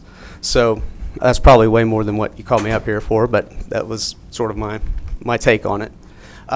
So to answer your question, if you made that a condition of approval, then, I would either do it or not be approved, I guess. So that's my response to that question. Thank you, sir. I wanted to respond to the developer. I do like your plans. I do like, as you say, it does fit the vision plan. And I believe in those buffer zones from commercial to residential to the R1. I'm a strong advocate for the buffer zones. And this is the perfect plan. I mean, it's a good plan. I won't argue that. It's desirable. But what I am arguing is there's not a plan. There's not a vision on how to do and what to do with all the excess traffic. And that is what I'm hearing is the hugest concern. And until we've got a plan and we will do something and say this is what we believe is a good alternative, I have to listen to assistant superintendent of the school district, how they feel, which is strong, and getting their participation to help divert any traffic. I've got to listen to their wishes. It's just not ideal directly across the street. And then we've got the fire and ambulance and the calls that go to that station and the service and the traffic that backs up. Because of that, it all comes down, to traffic. And that's my only thing. If you had, or the city had a plan, says this is what we can do for the traffic. I financed these projects, and I know what you're talking about, whether to take one building, one out, or to leave it in there. I've financed them for a number of years, the income-producing property. I've also managed properties. And I guarantee you got 4 people that are of age to drive in a 2-bedroom unit. Each one of them will have a car. That's the fact. And in a single-family home, you're in the same boat. That's true. So, and that is my point, is if you reject this, which, I understand it's a hot button issue, but if you reject this, nothing changes. Nothing changes. Everything that you're talking about is going to happen. It's still the same, and that's the reason I was beating up on planning. Right. And this way, at least in a PD, you get to control it. You have a say. Elizabeth, did you have a comment? Well, I don't know. She's probably been on the council longer than they've been in the planning department. But anyway, who's counting? My question is, the way the PDD is written, does it limit the number of units, or does it just reference the zoning classification of RS? I think it's whatever zoning or the overlay. So right, the overlays are RM1. It may be a question for Patrick. Do you see what I'm asking? Yeah, that may be. In the PD, it wasn't offered as a specific condition. He would conform to his site plan as part of the PD, which called for 80 units, and so certainly he could potentially offer a site plan that would offer less units, but it wasn't a specific condition of the PD other than obviously what was included within the site plan. Okay, but is it possible let's say if we approve this as written, is there any way for him to build 100 units? No. No, okay. So essentially, this can't go up. PDD caps him at 80 units. Correct, because the proposed development envisions 80 units, which is 36% of what he could potentially build. But because he proposed 80, he can't go above 80. Okay, it's written in there as a cap. Okay, and is it written in here, this tree buffer to some other property? No, this is new. So that should be part of a motion. Yes. Correct. That's new. That's new. Okay. So certainly any conditions that you believe, these are generally the conditions. If you are talking about specific issues related to the site plan that you want to include, we can make those part of those conditions. Well, I'm going to say again, I think that if I had ownership of this property, I would try to maximize my proximity to the school, and I think that it should be used for families, and again, I don't see the development as being contradictory to that. I think that it's actually a compliment. So, is there Marty? any- Can you tell me how many parking spaces you have? I hope it's on here. Let's see here. And is any parking allowed on that side of the street in that area? Do we know? Okay, it's all prohibited. Patrick, do you have a site plan that has the number of parking spots? Maybe prohibited on Mills. You know, from memory, it's approximately 140 to 150 spots. Okay. And that's close. And that's, that's actual, the parking spines that come off in between the buildings. There are garages, two units in each building have garages where you can, put a car, and then there's parking spot, availability on the driveways as well. So you Okay. have. We're showing on here 150 parking spaces will be required, and the applicant has shown sufficient parking for 153 spaces. I guessed right. I thought I read somewhere in there, Yeah. but I couldn't find it. John, did you have a comment, sir? Mr. Finch, I just had a quick question. Now, are these rental units, or what are they? They are. Originally, we are doing these developments, and they're called Oak Manor Villas. We're doing them in a lot of Texas towns. Bay City, Hobbs, New Mexico, Big Spring, Texas, Odessa. So it's the concept we're doing in other places. And, originally we were thinking that we might sell them off as condominiums or sell them off, as individual buildings to investors who could then rent them out themselves. That has evolved. That's not our intention anymore. I mean, we do want to rent them out as you would an apartment, because we think it fills it in the other sites. It's been a differentiator. People like the idea of having more yard and having a home feel without the maintenance, and you don't have someone living above you. So our plan is for it to be a townhouse/apartment community. And another question, on any of the other sites you mentioned, have you built around or close to a school? No, not that I can think of. Okay. Rodney? One of the things I want to just point out to the council is that, we talk about being business friendly and people working on projects like this. We want these guys coming to town. We want these developments coming to town and help us try to develop your neighborhood and over in my district and doing those things. They put a lot of work into this. It still comes down to me the difference of 5 units. It's 5 units difference. And really it's not even that, because that's what we're looking at on this picture, 5 units difference. But Rocky Templin owns all the property back behind here, which is hundreds and hundreds of units, which will be built out in the next 5 years. It will be. So we do have a problem with the road, but this guy's not changing that. That's on us to change. And so I think we need to be working with these developers and trying. This is in our vision plan, and this does fit in with the neighborhood. And I really see that we need to work with these guys more, and we're going to set a precedence on this one of how friendly we are, because we've talked about that within the last 6 or 7 months about how developer friendly we are to these guys and businesses coming in from out of town. We need to work with them as best we can, especially when he's not taking it from 75 to 150 units over there. We're talking 5 units difference.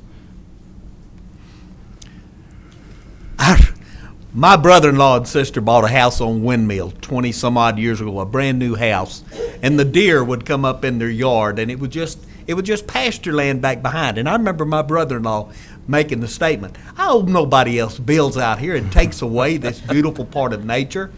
Well, you can see that Windmill now goes, I don't guess there's an end to it. And I bet you that everybody that bought the last house said, "Oh, nobody else builds out here. It takes away this beautiful part of nature." But that's simply not the way things work, and it will continue to develop because our town is growing, and we've got to have places for people to live. So, any other comments before we go to public comment? Mr. Finch, is there a clubhouse in the smack in the middle, or with a pool? Yes, sir. There is a clubhouse, community room, workout facility with a pool. Okay. So that doesn't even account for a number of units. Yeah, that's right. There's no. That's not a rentable unit. Let's open it up for public comment. Do we have Yes. anybody that's with Kimley Horn on that did the traffic study here? No, I did not ask them there. I apologize. Okay, then on planning staff, I believe Rebecca, she and I had talked about, I have a problem with the traffic study. I truly do. The day it was done, the hours that it shows peak, and I wanted her to maybe address how she analyzes the accuracy of their traffic counts in their report. And one thing about the traffic study, I mean, what it was for was to predict trips. If there's a problem caused at peak times for, Bonham Elementary being used to queue up carpool during peak hours, I mean, that, like you said, I mean, that's not, I'm not fixing that. I looked through the entire report and I could not find any reference or indication to the number of ambulance calls at the fire station, and I was hoping that possibly she could address how that.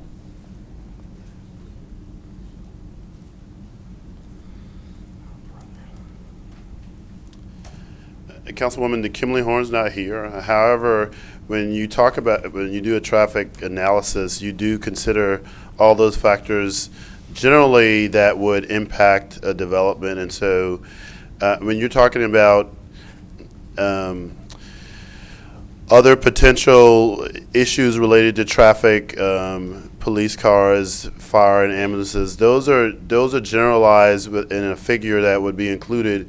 There's software that actually calculates that based on some estimation, and so those were included in the figure along with the impact of the school, which was the particular emphasis to school and what was being proposed.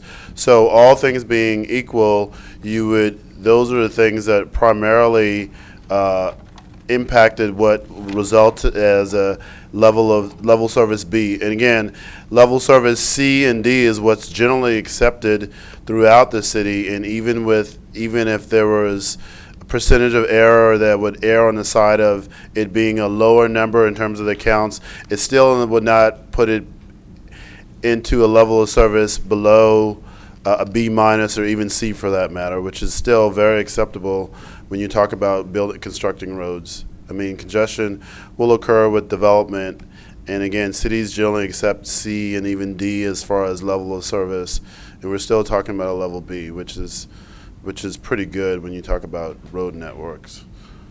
And you don't have a problem with the traffic study being done on July 15th, and they're considering the peak hour at 7:45 a.m. as the peak hour on Southland?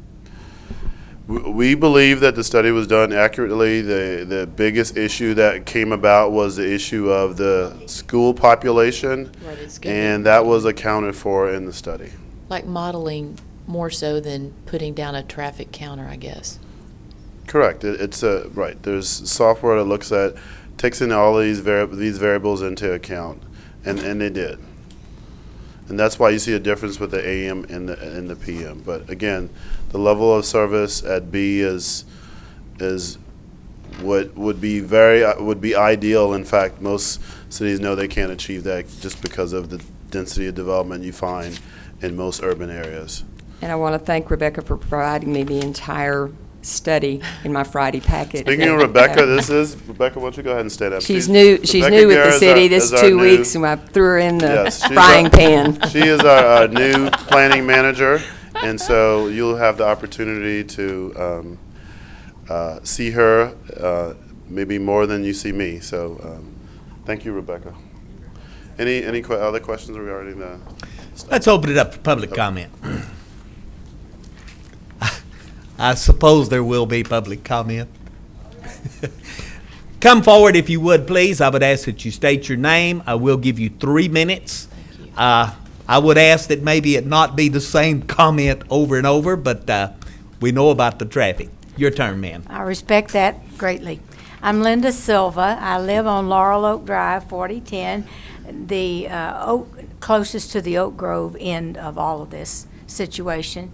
I'm a former SAISD principal and also in Houston, as well as owning a business here in town. So San Angelo for 36 years has been home to me. I've listened to all your comments, and I have written all this out and revised and used different colored ink as I went along and listened to you guys comment. Our neighborhood is already diversified. We don't need the school. We don't need the apartments to diversify our neighborhood. It already is. We have quadruplexes on Green Meadow, and those quadruplexes also have cars parked in their driveways, as well as on the weekends and at other times there are cars parked across the street on Green Meadow, causing the city buses and others to go around those cars on Green Meadow right next to Reflections. In that area is where I'm talking about. Those are quadruplexes connected together, and the traffic in all of that is multiplied. Here is some of my personal observations. These are things that I have witnessed. These are things that I have participated in. First of all, I'm coming here today because I thought it was so important, in that I've just spent 5 days and nights with a family member in a hospital.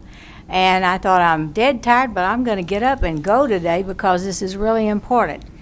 Because with this person who is who's out of Shannon right now, with this person alone, one person, there were 6 EMT runs, 4 in June, 2 in July, 1 in August, for only one person up and down Southland to the Springs unit, which is across Sherwood.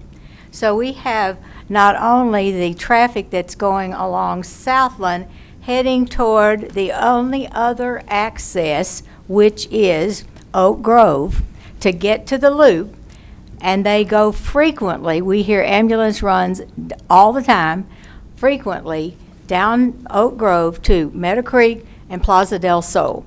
These are people who need care and have emergencies happening 3 or 4 at least times a day.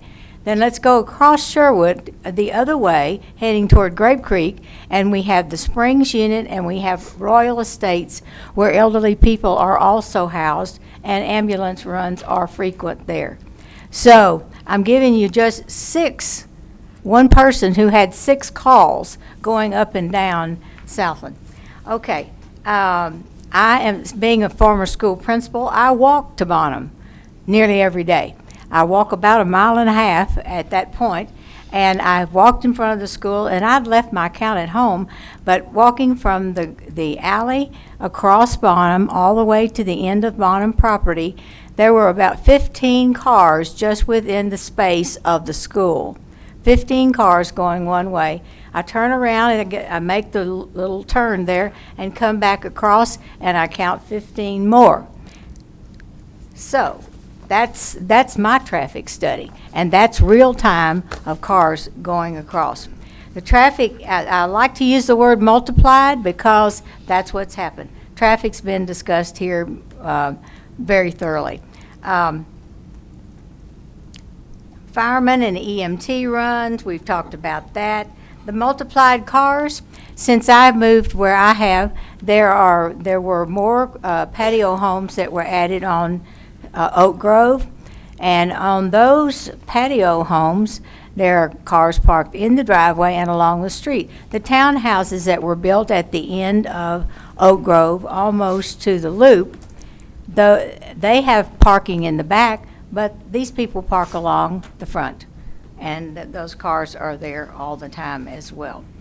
I guess you've calculated garbage pickup, mail delivery, commercial trucks, overnight guests, children walking to and from school, and I do have to make a point of this. At the school itself, lines up traffic every morning beginning at 7:30 during the school year along Southland, beginning at at Oak Grove. All along they park to get in the driveway, either the alley in front of the school or on the other end. There's 3 separate drop-off points for the kids at school. The same thing takes place in the afternoon. Mothers are anxious. They arrive at least 30 minutes before school is out or in or takes place and drop their kids off. I know you all are thinking this is an emotional thing. No, sir. I'm here to tell you the facts that is what happens every day. So you've got a line of cars that are parked there at least twice a day for probably 45 minutes. Then you've got field trips during the day, and you've got other kinds of things that happen. Mrs. Silva, Yes, I've sir. already allowed you better than 7 minutes on a 3-minute time. Oh, my goodness. Okay, the last little word is, let's think quality instead of quantity. And sometimes. Mrs. Silva, I've already allowed you better than 7 minutes. Thank you very much. Thank you. And there is a timer right there on the podium, and I do set it for 3 minutes, and I would ask that you respect the timer. Next one to speak. Good morning. Good morning. My name is Kathy Keaton, and I live in Southland, right off of Southland, right next to Bonham. And most of the things I'm going to say have already been said, but I took the time because I walk in that area to actually count all the new houses that are going to be there. So, and they pretty much go with what Charlotte said. So I walk in that area every day, and there's at least 22 new homes under construction right now or planning to be constructed. There are 14 empty lots for sale. And there are 4 blocks, I guess, that belongs to Rocky Templin back there with new homes to be built. That's room for maybe 125 homes. So in all of those homes with 2 cars each, that's a lot of cars. And I have the number here, but let me get the glasses. I'll tell you what it is. So with the 80 new homes to be built, which is only 5 different now that I've heard, there's approximately 350 cars that will be additional coming onto Southland every single day. Another thing that I heard, and maybe you can tell me, Mr. Construction Man, are you going to be making an outlet to your apartments right there across from the playground in the school? I heard, is that correct? To go into and out of your apartments? The traffic study recommended we line our drives up with Southland. Okay. But that indicated to me that children not during school years when the lights were not flashing and there was no guards, might be running across the street to that play area, also causing a problem. So with all of the additional traffic, which we seem to have not planned for, that is going to happen anyway, plus the children not having a crosswalk.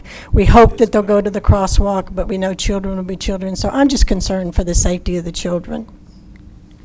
Thank you, ma'am. Thank you.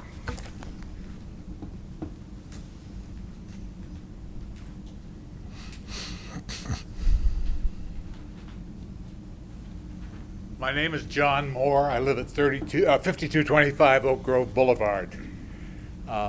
I'm honored. This is my second time to come before you. I came once before when this property was in question, and I appreciate the council's vote to not allow the construction of a multi-unit complex in this area.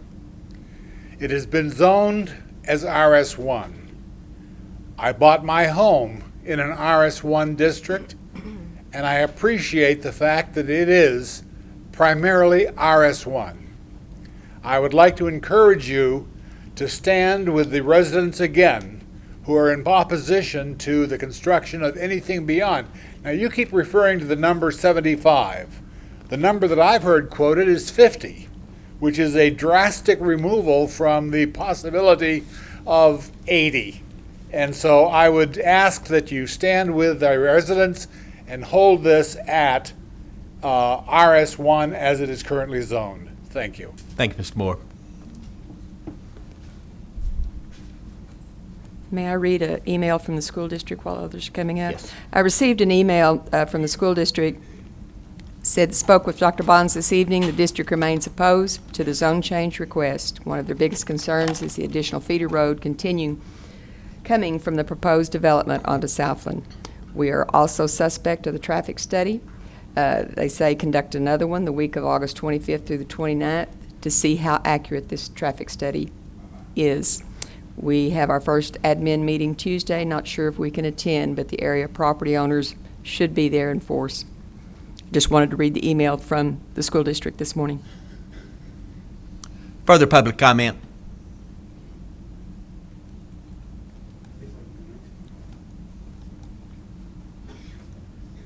My name is Jack Brandt. I live at 4242 Lexington Place, which is about a half a block from Bonham School. And as far as your traffic study goes, any of you that would like to come over for a morning cup of coffee with me or a little tea in the afternoon, please do. And you'll see what's happening over there. But that issue has been addressed, and I think that you will probably make the right decision on that. I would like to just mention the fact that when my wife and I built our house where we did in Prestonwood subdivision, it was a single family dwelling. It was a planned subdivision. We looked at the plots that were available to be bought, and they all said for sale, for sale, for sale. And we're thinking, gee, people are going to come in here and they're going to build houses and they're going to buy them. And they are going to be responsible homeowners. Well, you know, for the most part, I guess that's working. There's been a few rental houses that have come into existence, and I think it's because of the economy. In other forums, with the boom that's going on, people have decided that they will make a little extra money and rent these things out, and which is fine. That's the American way. But are we looking at the long run, or are we looking at the short time?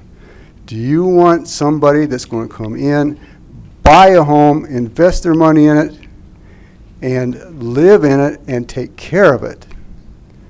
Or do we want somebody that's going to come in here and rent? And let's face it, folks, they have things called security deposits on just about every home that you see that is rented, and there's a reason for that. Because renters, just as a rule, not all of them, but as a rule, they are not as responsible as a person that has his hard-earned money tied up in that property. Now, across from where I live, there was a young couple that came in and bought the property, and I tell you what, they are great. They've created a beautiful landscape. They're working constantly on it, and I know that they're going to probably be around there a long time. And that's what I want to see in my subdivision. And if that's going to happen with a bunch of rental property, I don't think so. Come down Lexington Place and just look at the front yards along Lexington Place. And you can pick out the ones that are owned, property owners, and those that are being rented. So let's not shoot ourselves in the foot by looking at the short term. Let's look down the road. Thank you. Thank you, sir.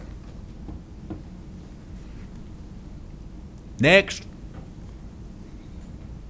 Let's go.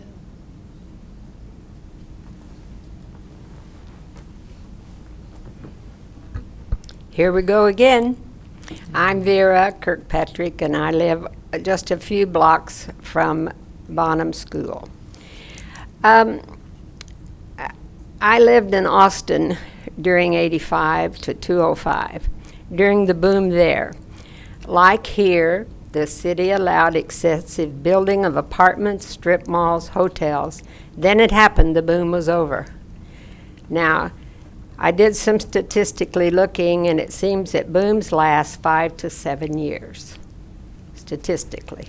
Okay, this one may last longer, I hope it does. Companies moved out, apartments, strip malls, and buildings kept empty. Gangs and vandals moved in.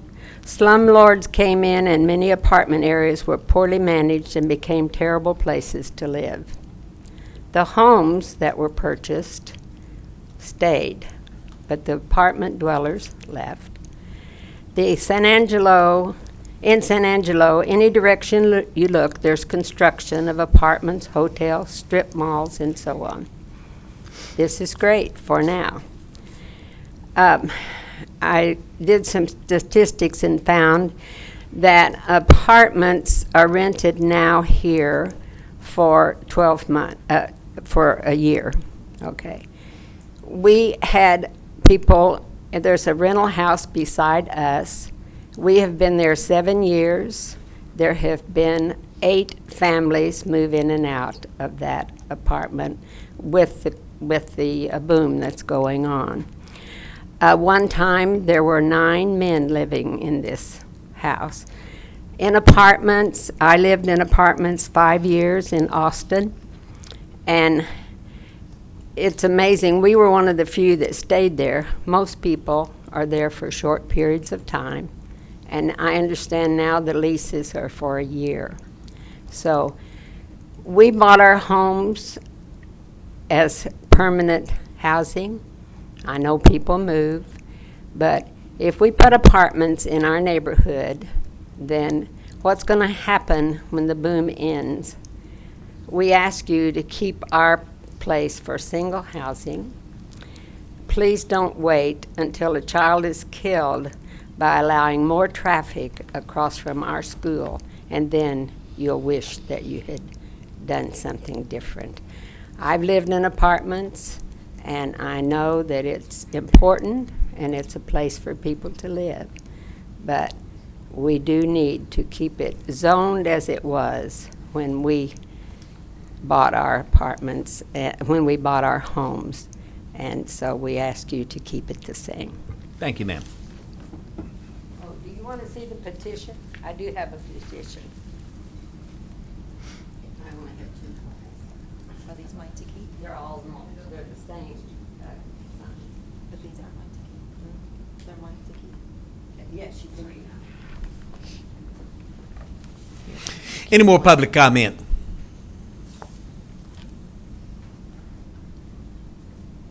State your name, Harry. Harry Thomas, I'm a community volunteer, and I do not live on this side of town, but let me tell you, we talk about traffic. When the military built all of the houses out on Paint Rock Road, and I live in that vicinity, so I can tell you, traffic didn't increase that much. Listening to all what I've been told so far this morning, you're talking about the difference of 5 families. 5 families. So I will tell you that I do not see those 5 families making a great change in the traffic that's out there. The issue here today, I think, is traffic and traffic flow, traffic safety, as opposed to whether this group over here builds these 20 homes or whether or not another developer comes in and builds 75 homes, or you develop the plot right behind you of additional 125 or whatever that number is. We got to look at how we're going to be able to get people in and out safely into these roads. I would suggest that you've got a lot of truck traffic coming down there, as Councilman Farmer says, that probably shouldn't be there. We should not allow those trucks to come down that particular road, and that would alleviate most of your problems. So what I'm telling folks is, you're going to build houses, apartments, whatever you're going to build, they're going to be built all over this city, somewheres. We've got to make a decision that people are going to have to live somewheres, so why not where the land is in the south part of town as opposed to out in Miles or Big Lake or wherever those other places are. Thank you. Thank you, Harry. Further public comment? Come ahead, sir. Patrick, we have one more. You got someone behind you.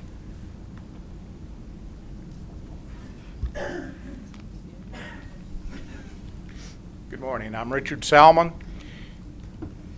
I think everybody sitting behind this podium was elected because they wanted to serve the city of San Angelo.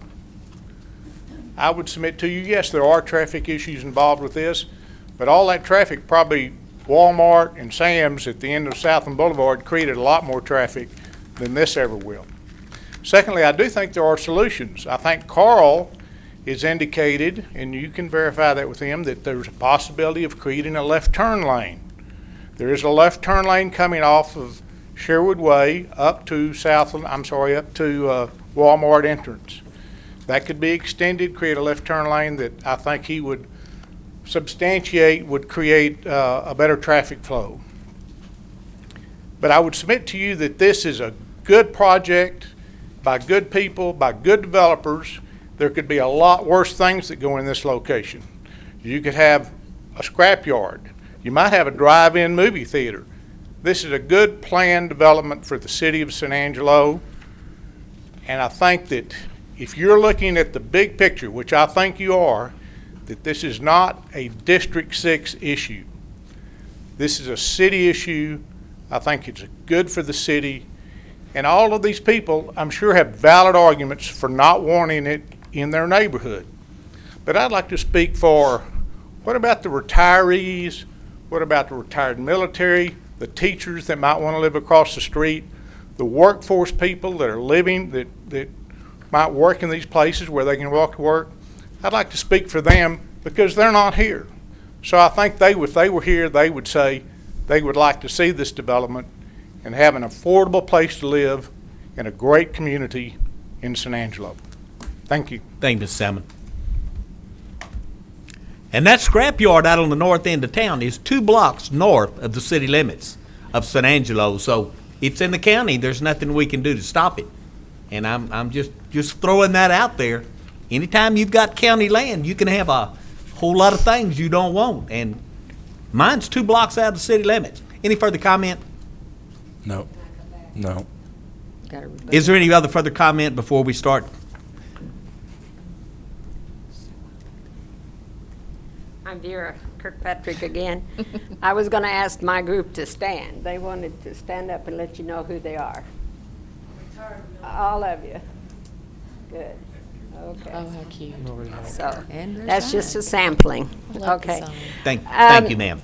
But if you're going to go ahead and pass this, then I have we've gathered together some requests that you asked you to put in if you allow this to be built. So I'd like for you to have these. Thank you.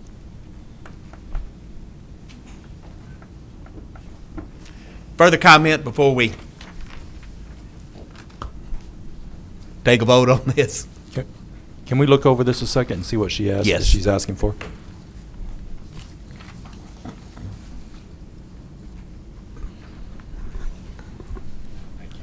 I don't know. I'm not.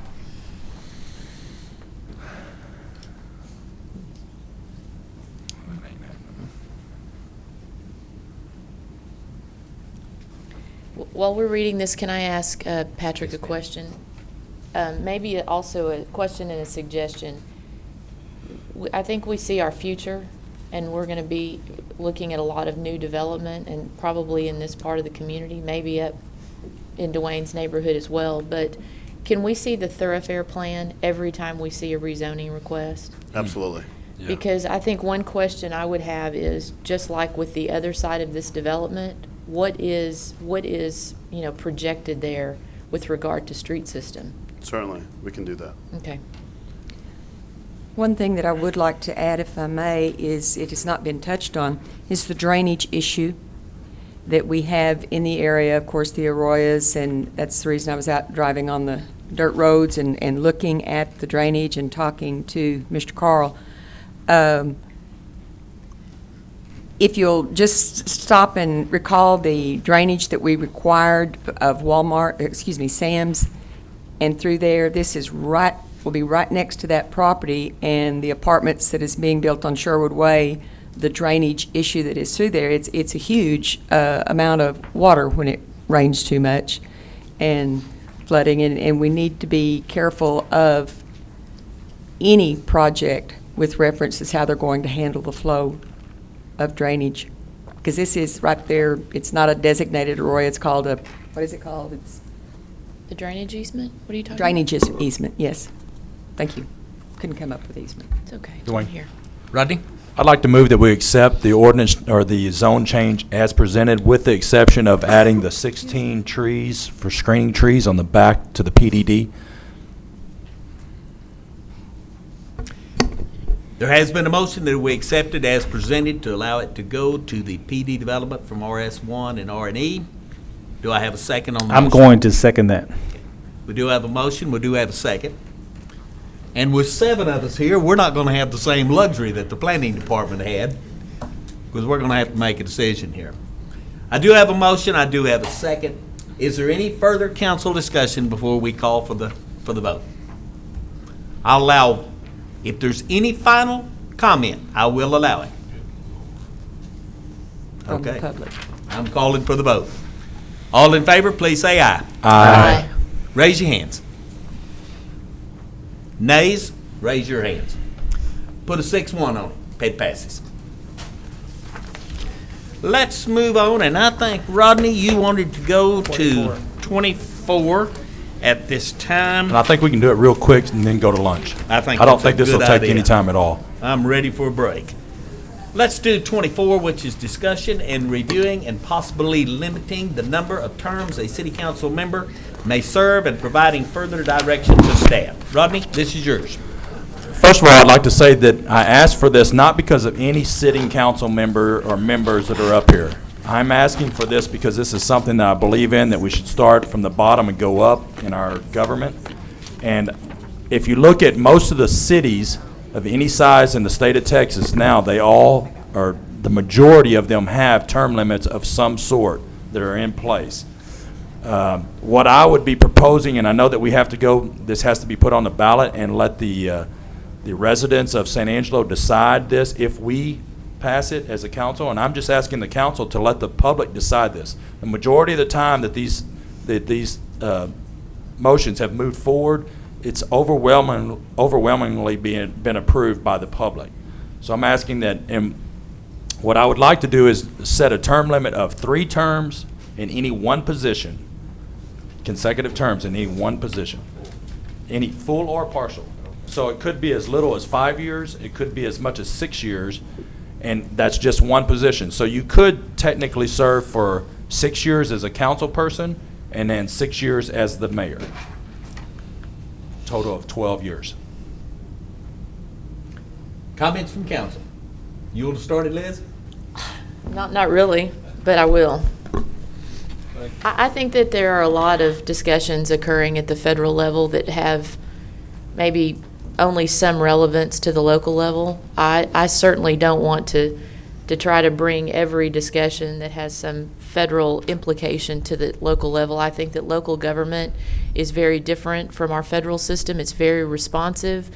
Councilman Fleming, you know how many times you're contacted in a day, in a week about a particular issue. We're overrun with things, but I think we do our best to get back to our citizens. So I believe that through the public vote that we have every 2 years for our positions, that is all that's necessary to provide term limits. I think our system is different. We're not big money. Most of us don't raise more than $1,000 to do what we do, so it's not like someone's buying a seat here. So I personally wouldn't mind it being on a charter amendment, but I really don't think it's necessary. But I think it's an interesting conversation to have locally and see what our citizens think. Can I Mr. respond? Martin. Can I respond to that? Let's go all the way down, and then I will give you a chance to respond. Don? I know when I go to HEB, I get more input in an hour trying to shop for groceries than I bet our congressmen do in a month. So most of it's pretty passionate too, and I think that's what the good thing about a city our size and our local government is. I have no problem with term limits per se. I think that this might not be a bad thing to piggyback on if we were having an election. I hate to see us throw it out there because of the expense. I think our citizens, particularly with 2-year terms, if you don't do your job, I don't think you're coming back. And I think that like Elizabeth said, you know, we do, nobody can buy us per se, and we certainly don't do it for our salaries. We do it for community service. I look at this more as a volunteer job than anything else, and so I don't think I'd really be in support of it. Ms. Charlotte? Well, I agree with both Elizabeth and Don on this. We certainly don't do it for the money. We certainly don't do it because we enjoy being called idiot. You know, it's something that if we're not doing our job or we're not representing the people, that they have the opportunity for that individual member every 2 years to vote for a different candidate. There's only been 1 year that I've not had a running mate. And the real reasons that I ran this last time was kind of like the Standard Times said, you know, why have term limits? Why, if there's not a depth of knowledge up here as to what we have been doing, it's kind of scary to think that if you set term limits, staff really runs everything and makes all the decisions. Why do you need a council? Why restrict them with term limits if their district, their people, are putting them back in office each time? They make that decision without term limits every election. And every year we have an election. I mean, our terms are 2 years, but every year there's an election. When you think about that, and the depth of knowledge is what's happening, what's going on, how long a project's been on the books, like the Bell Street issue, is to what's being done out there, the knowledge, that depth sometimes you need in senior positions. And I see no need to rush to put this on the ballot. If they want to replace me come May, they have the right to do so.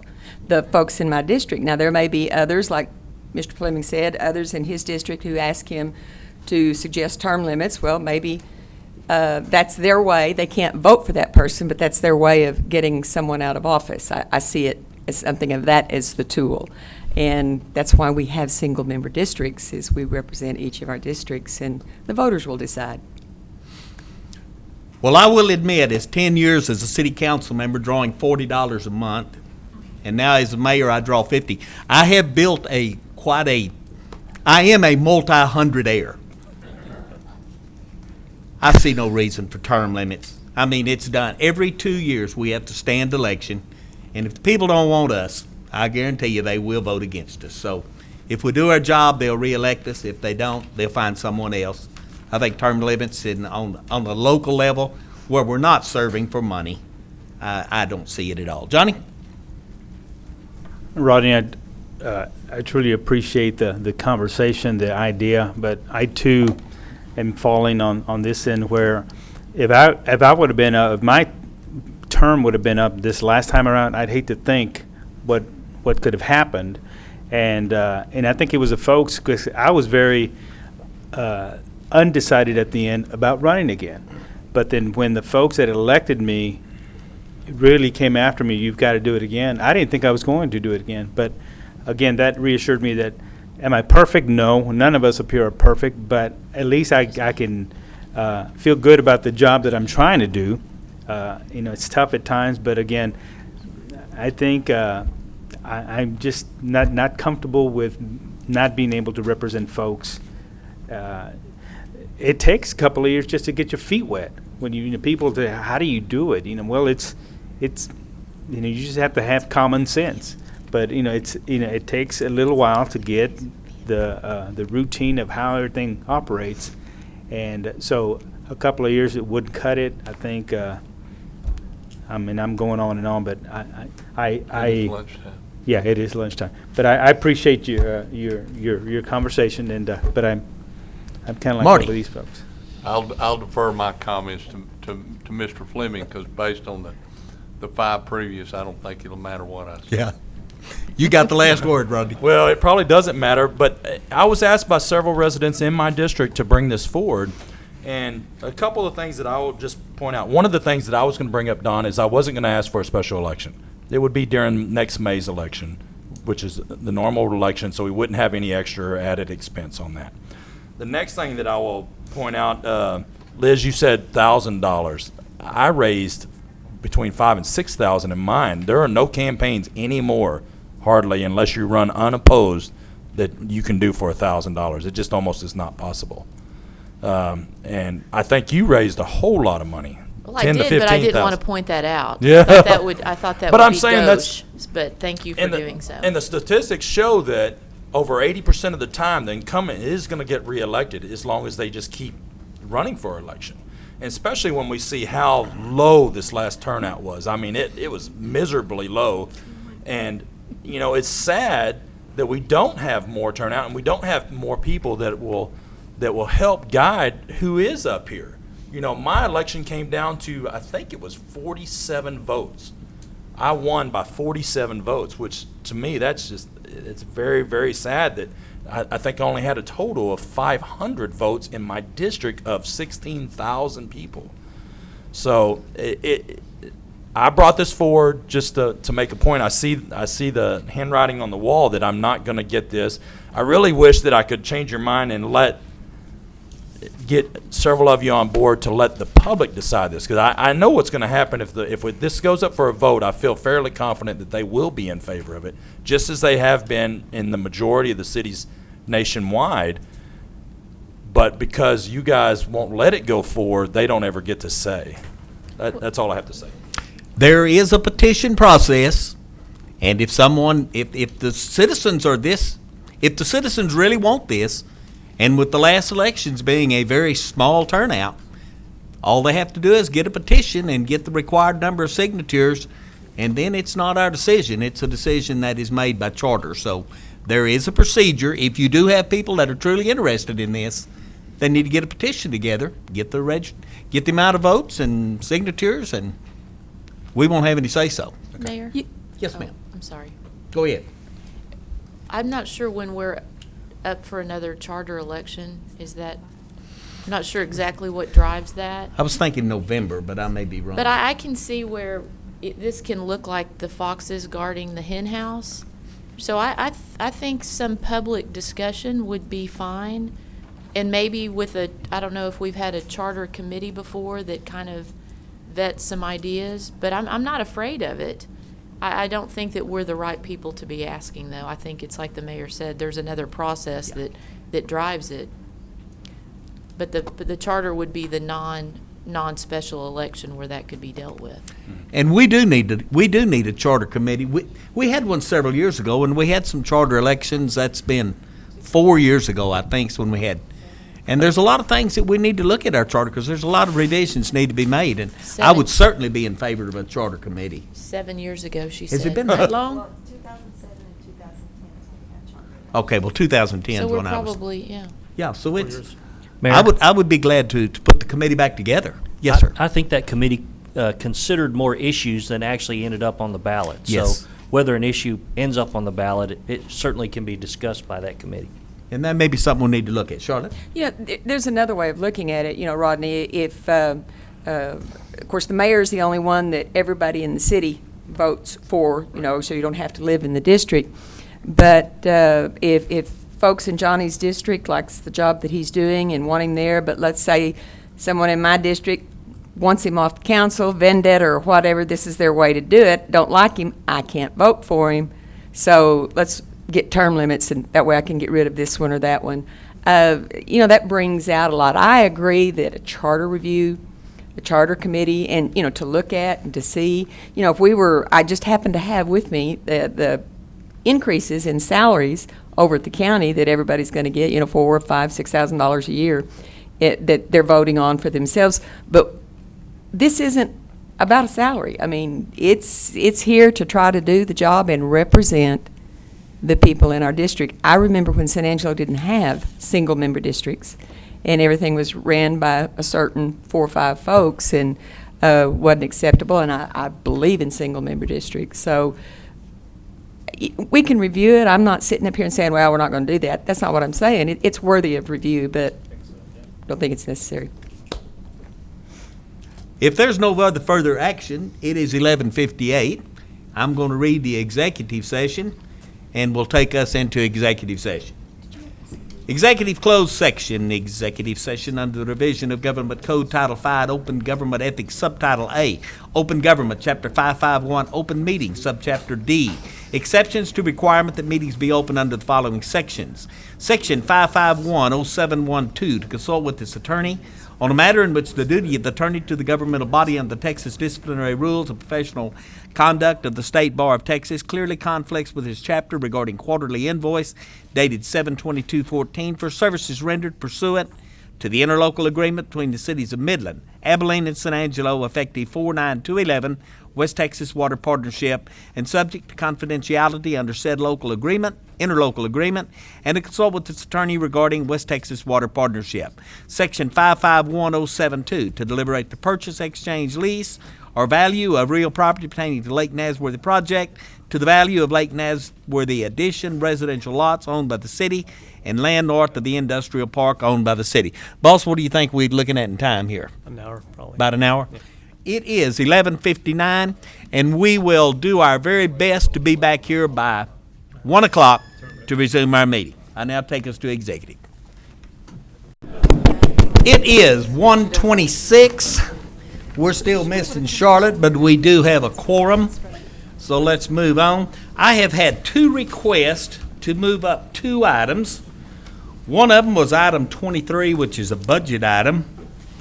And also we had another one that dealt with William Countess. That would be item number 20, because Mr. Countess has got to go. So if council will approve this, we can go ahead and move 20 next, and then get 23, and then get to our regular agenda. Do I have any problem? Elizabeth, you have a problem? No, I wanted 23 first, but if You you were want quick on 20, Well, we'll do it. 23 was the first one that was asked, so that's all right. If we want 23 Yeah, first, but I don't have a problem. I've been here longer. Let's go 23. I'm Will just we still messing have with time you. to get 23 and 20 if Mr. Countess got to be gone by 2? Yeah, should. Okay, let's do 23 and then 20. Everybody agree? Yes. Okay. I wanted 21 first, but that's okay. But that's okay. Anybody want to make a motion to adjourn?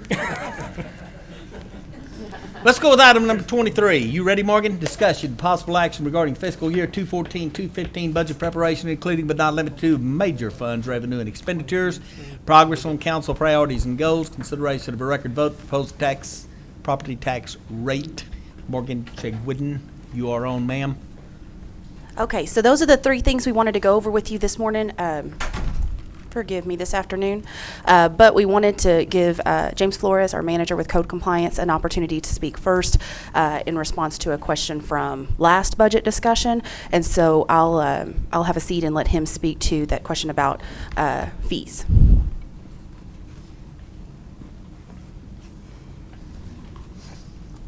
Mr. Flores. Good afternoon, Council, City Management. First of all, thank you for the opportunity to do this. This has been something that we've been working on for a long time, staff and I. So I thank you for the opportunity. I also want to thank publicly Lisa Marley for all her support after our text messages, blah, blah, blah, to solidify a process that I think was alluded to in the last budget session. So with that being said, I'd like to show you what we've come up with in regards to the question I think Councilman Vardaman posed. Morgan, what'd you do to me here? Time's up.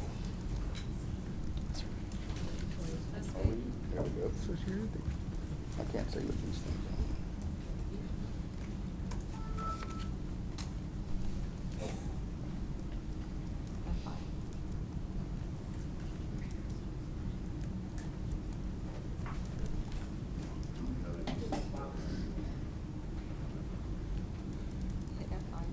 There we go. Code compliance has proposed throughout the last couple of months to realize some revenue through recoup and abatement costs. Currently, that is true cost for doing cleanups around the city for violating properties, which includes mowing and/or abating the property of junk and unsightly. The proposal is an admin or punitive fee, whatever that word needs to be, for damages, punitive damages for noncompliance of city ordinance. What I've come up with are actual facts. These are revenues, these are numbers of abatements and revenues generated by those abatements since the inception of our abatement crew. Just to give you a little history, back through attrition and lack of resources, we lost a 4-man crew that was set up to abate properties, and we had to figure out what to do with the person that doesn't comply with either the court order abatement or the officer's ordinance expectation notice. So we were lucky enough to strike a 2-man crew, borrowed a shovel from Roger Havilac in Parks, and we started abating properties. We started this in 5 of 2011, so the numbers are through 5 of 11 through September 11. We did 170 abatements when we first started this for a revenue of $24K. 10 of 11 to 9 of 12, we upped that to 344 abatements for $44K. 10 of 12 through 9 of 13, we did 612 abatements for $56K. And 10 of 13 to May, the beginning of May of this year, we are at 331 abatements for $36K, tracking about 700 abatements. I don't have the track for the revenue, just for the mere fact that there's 2 different charges. Both of them are very cheap, and both of them are completely different. What you got here is an average of 486 abatements per year, 53K of revenue.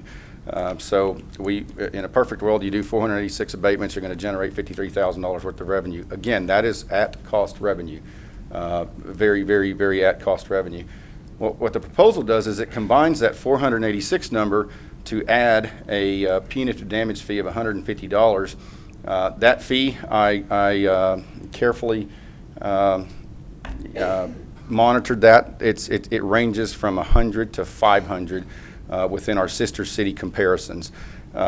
Most everybody is doing this. I took the 150 as a very conservative approach. 150 times 486 abatements is $73,000. The revenue from at-cost labor plus punitive damages, the revenue we are trying to realize as a department is $126K. Any questions or concerns? Am I going too fast? Fast is good. Okay, good. Michael will tell you I'm not long-winded. Intentional use of revenue is exactly what it states. This is our intent for doing this. First and foremost, we want to do an internal admin division reorg that includes aligning with core mission of job requirements, grades equal to sister city surveys. The bigger thing is we want to cease being competitive in the private sector, or being competitive in the market. We're hurting the private sector. I can go mow a yard cheaper than any landscape company can come out there and do it, especially the yards that I'm doing. These are rock-infested yards, pipe-infested, bottle-infested, whatever they are. I am hurting the average citizen that's in the private sector in the landscaping business. We definitely are looking to utilize this revenue to purchase much-needed capital equipment. Today, we are borrowing literally hand tools. We're borrowing heavy equipment. We do not have any type of safety equipment for the officers that are actually physically doing this abatement. So we're stepping on properties with personal clothes, personal attire, no safety boots, no masks, no gloves. So this revenue stream is obviously, that's one of the first things we're going to look into, is purchasing the needed equipment and capital equipment. For brevity's sake, I didn't bring the pictures, but last Thursday we did an abatement in Johnny's district that if it wasn't for that little grapple bucket trailer, we'd still be there today. It was 13 loads that we took off of this property. So the bigger thing is we want to offset the general fund by self-funding the abatement crew. We can do this with the revenue that we're talking about. My current abatement crew runs me about $44,000 a year. There's no sense in using general fund money to do that when we have an avenue to create. It's not a lot of money that we could take off the general fund, but anything helps. So, and the bigger thing is, aside from this budget season, my goal is to wean off of the CDBG funding. That funds one complete officer, and I think Councilman Farmer has said it once or 100 times. She's never liked the idea of grants supporting people's salaries, and I concur with that thought. So what that'll allow that department to do, which is eventually my department, I'm a division of NFS, it'll allow them anywhere from 8 to 13 homes to be able to do emergency remods based on $5,000 a remod. Some come in at $1,000, some come in at $5,000. But me giving up that officer's position, which the way it just came out, they're paying for the highest paid officer position that I have, would equate to letting them guys do about 8 to 13 more remods within the city. And last but not least, I think with some type of punitive effect in there, we're going to change the current culture of violators' attitude in regards to ordinance expectation. So with that being said, I'm open to any questions or clarifications. Mayor, could I Yes. please? Yes, sir. James, I think all that adds up to more than the revenue that's proposed, right? It does. So we're going to try to do our best, unless council has specific direction, we're going to try to hit the high priorities on there. But all of those objectives you just raised add up to more than this revenue we're talking about. We're about $56,000 low. You know, if we got to the exact, this is close but very conservative. I didn't want council to think that for this amount of money, they were going to get all that change. Right, right. I don't have a problem. Council, is there any comments? Move for approval. Second. Do we have a motion to approve? Public comment on this? I guess I'll call. Do we need a vote? Oh, come up, Greg. I didn't make the motion. Is it something that we are? Is this something we need to vote on, or is this just a? Well, it's possible action. Yeah. Mayor, we'd like your direction. There is some work that we're going to need to do and then bring it back to you for formal approval. So do we just need a consensus then, or do you want to vote? What we're looking for is the ability to realize this revenue for this coming budget season, which is Do you want to vote? Yes. Yes. Okay. Please. Greg?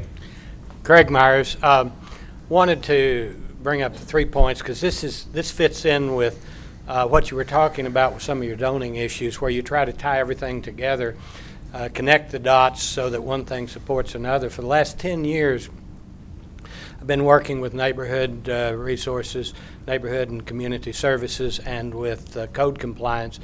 And first of all, one of the things is before you can have revitalization of neighborhoods, or before you can sustain neighborhoods that are real viable, you have to have code compliance. Before there were new houses and the revitalization things, code compliance went in and cleaned up the city's mess that they'd left for years and years, as well as enforcing the statutes of the city to make certain that all of the area around was conducive to attracting new construction and encouraging citizens to do what they needed to do. But in the existing neighborhoods, any realtor, and there's a lot of real estate being exchanged right now, will tell you that if you drive down the street and there's one house that's really messed up and the property's not kept up, your property value goes right down the toilet, and your price that you might get for your property is gone too. The second thing in here is that James mentioned that he was doing this at a cost that was competitive and actually below what people who are violators could get. You know, we're rewarding people who are violating.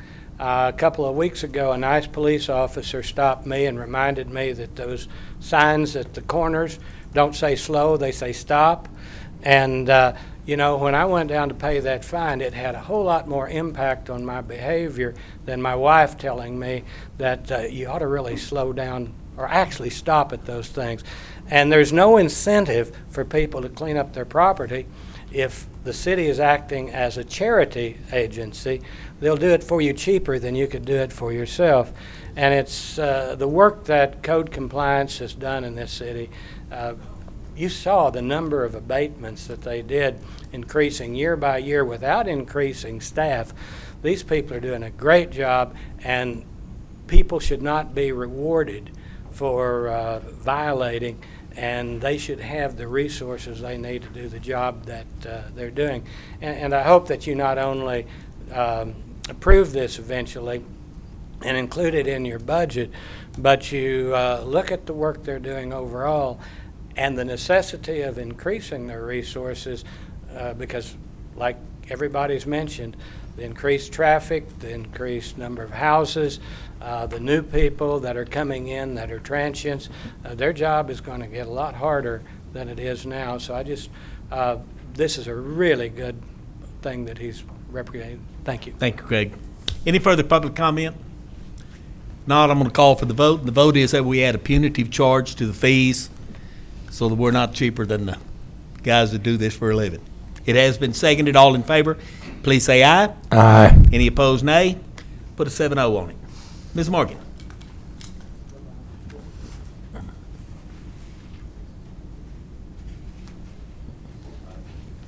Okay, so we're going to hit on these other three items pretty quickly in the interest of time.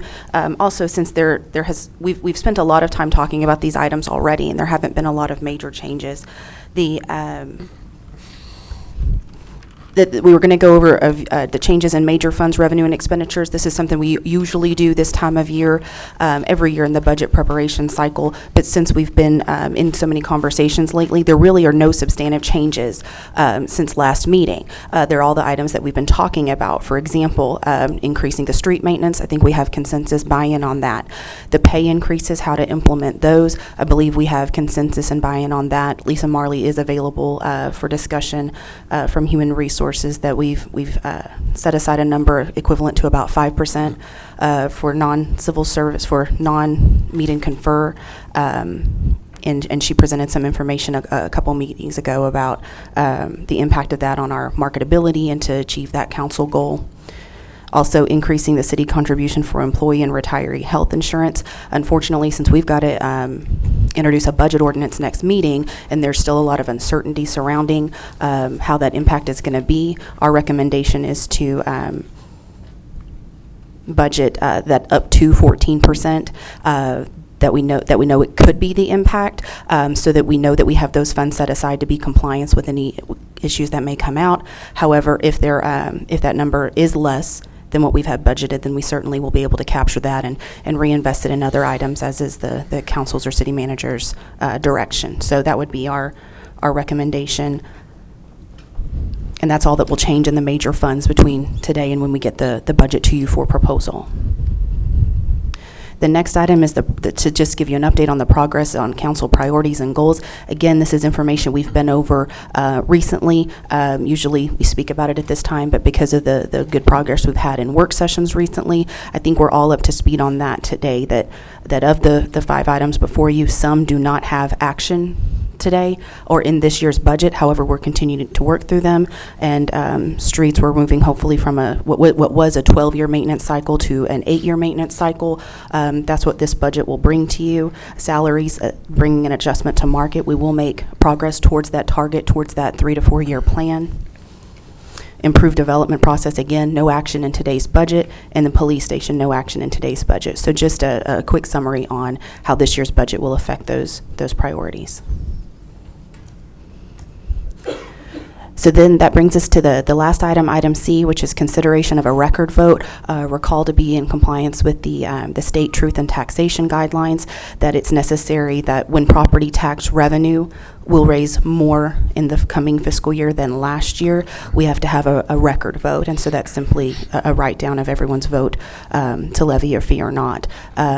And recall that we can levy a fee at this time, we can propose a rate at this time, and we cannot propose a higher rate at a later date. But I think we are all on the same page as far as a tax rate of 77.6 cents. So that's the last item we need from y'all today. Okay, do you need a vote on this today? Yes, please, sir. Okay, someone want to give me a motion that we accept 77.6 per $100 valuation on the property tax rate? It's no increase, is that correct? It's no increase, that's flat. Yes, There's sir. no We increase can at all. come down later, but we can't go up. That is a correct statement, sir. Motion to approve. Second. Do have a motion to approve, and this does not raise the tax rate. In fact, in the last 10 years, we've dropped it a dime, so we will continue to do so, but this year it will remain flat. May I take this opportunity to point out something? Yes, ma'am. I was referred to as an idiot, and I guess I am, but when I made the statement the city of San Angelo has not raised property taxes in 10 years, we haven't. Like the mayor said, the city has not. Can't say for the county, and I can't speak for the school district. And what people need to understand, those 3 entities make up the tax rate on your property. And the city has not. We have rolled back, and that has been through concentrated efforts from this council and staff. So I just wanted to clarify that. And something that I was reading on the webpage recently, they've got the city and the county's tax rates reversed, showing what the county's is, it says is a city, so we need to make that correction because it's just reversed. On the city's website? Mm-hmm. Okay. One of the bloggers called me an idiot too, but he misspelled it, so. Yeah. All right, we do have a motion, we do have a second. Do I have any public comment on this item? I'm going to call for the vote then of the $77.6 per $100 valuation. All in favor, please say aye. Aye. Opposed, nay. Put a 7-0 on that one.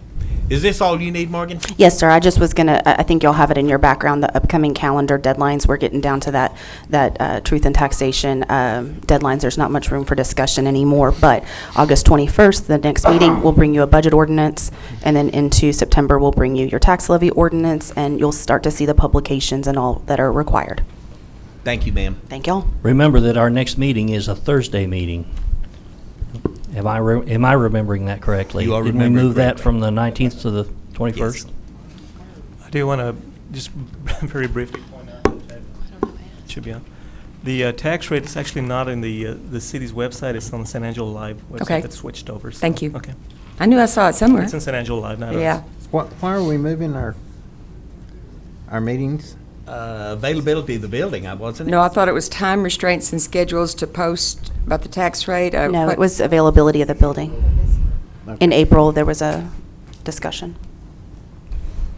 August It's good that this building is in such high demand that we Yes, have to it compete is. for the Yes, it space. is. Thank you. Even move the city council around. It's on the 21st. 21st. They knock Be on a us up Thursday. all the time. Let's move on. Thank Are you. you through, ma'am? Yes, sir. Let's move on to item 20, which is the first public hearing, consideration of an introduction of an ordinance, amending Chapter 12, Exhibit A, zoning and ordinance of the Code of Ordinance of the City of San Angelo, Z1418 William Countess.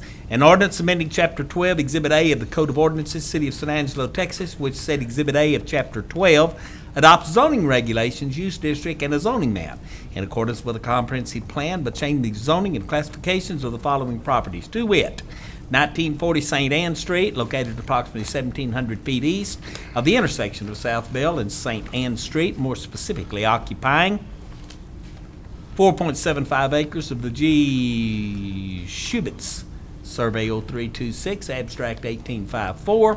East San Angelo, changing the zoning classification from general commercial, heavy commercial, CGCH, to a manufactured housing park, MHP district, providing for severability, providing a penalty. Brother Howard, you are on, sir. Okay, thank you, Mayor.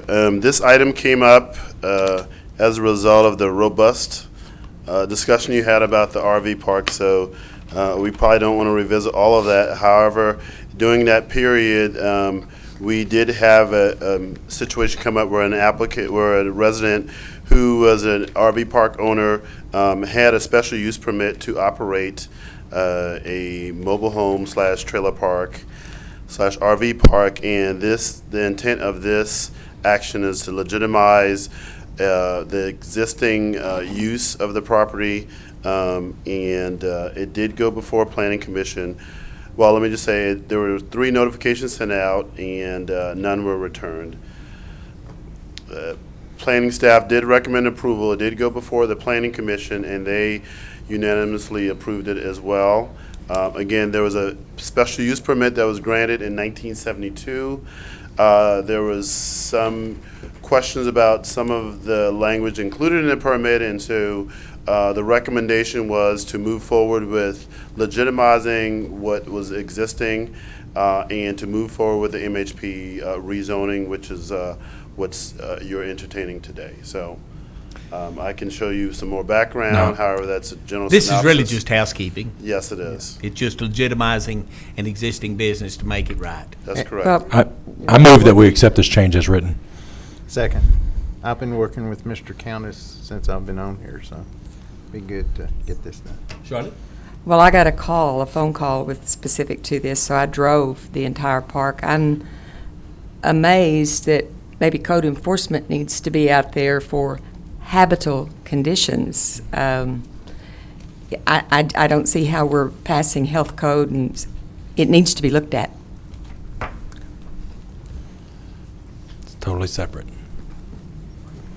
That is a separate deal to what we're dealing with today, but. Subject property.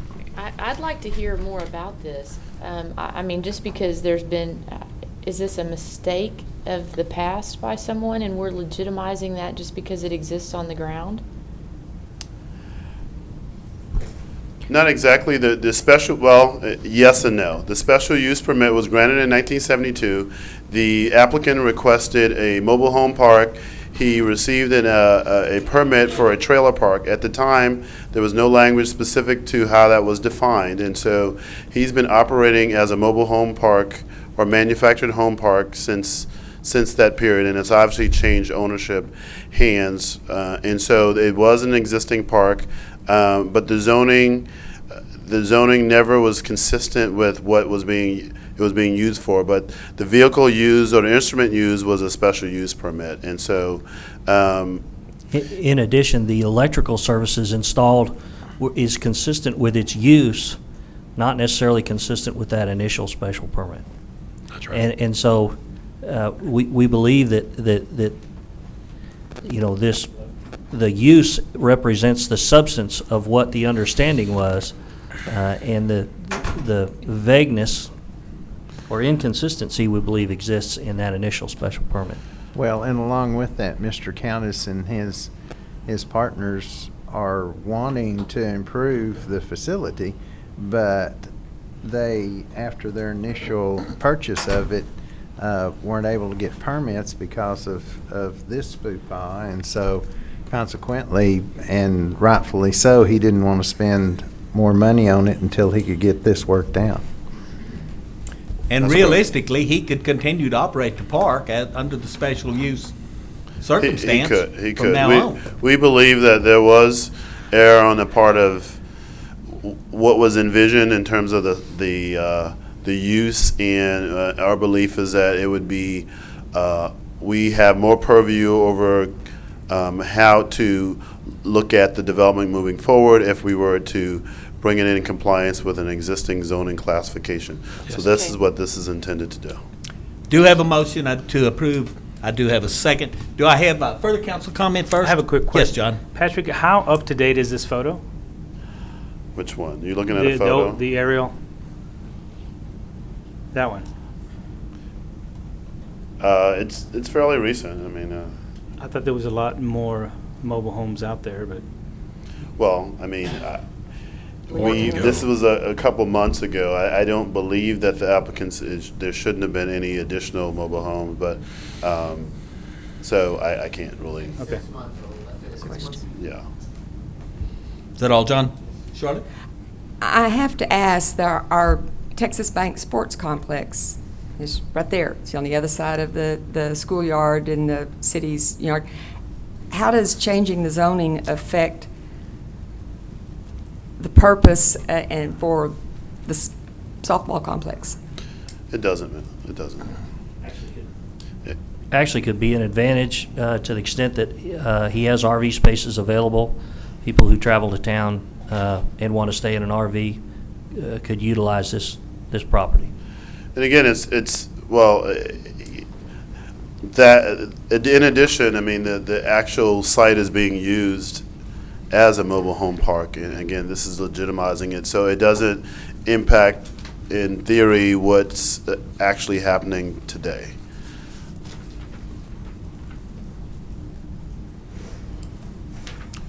Further comment from the public? Call for the vote.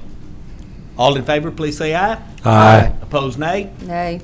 Put a 6-1 on that one, please, ma'am. Thank you, Patrick. Let's see, we've already done 15 and we've done 16. I guess we're ready for 17. Yes, sir. That is the first public hearing, consideration of introduction of an ordinance amending Chapter 12, Exhibit A, zoning ordinance of the Code of Ordinances of the City of San Angelo, SU 1401 Dale Fisher. An ordinance amending Chapter 12, Exhibit A of the Code of Ordinances of the City of San Angelo, Texas, which said, Exhibit A of Chapter 12 adopts zoning regulations, use districts, and a zoning map in accordance with the comprehensive plan by changing the zoning and classification of the following property to wit: 3559 Lake Drive, located at the southwest corner of the intersection of Lake Drive and Humble Road. This property specifically occupies the Williams Fred Edition Number 1, Track 1 in northern San Angelo. A request to allow for a barn as a primary structure and limited livestock, a single-family residential RS1 district, providing for severability and providing a penalty. Brother Howard. Okay, as been stated, the applicant is wishing to receive a special use permit to allow for a barn essentially within the RS1 district. There were 12 notifications sent out. And 2 were in favor, and that's all we received back. It's in the Riverview neighborhood in single member district number 2. The area is fairly rural. We believe that it's consistent. It is consistent with the plan and the surrounding development. It did. So we did recommend approval as staff, and it received unanimous approval from the Planning Commission. So this is the property in the subject property outlined in red. As you can see, it's bounded by ranch and estates, and also single-family residential primarily in the general area. Here's an aerial view of the map. A lot of the area is mainly undeveloped, fairly rural in nature for the most part. There was a previous special use permit that was requested for a greenhouse in the past. Again, we believe that the recommended request is consistent with the general development patterns and with both the land use map and the comprehensive plan. So the following slides essentially just show views from the subject property looking north, south, east, and west. Marty, this is yours. Well, take it.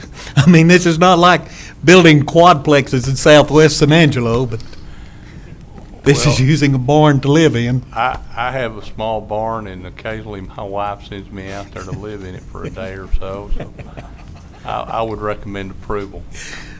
I have a motion. Do I have a second? Second. Who got the second? Don? Charlotte?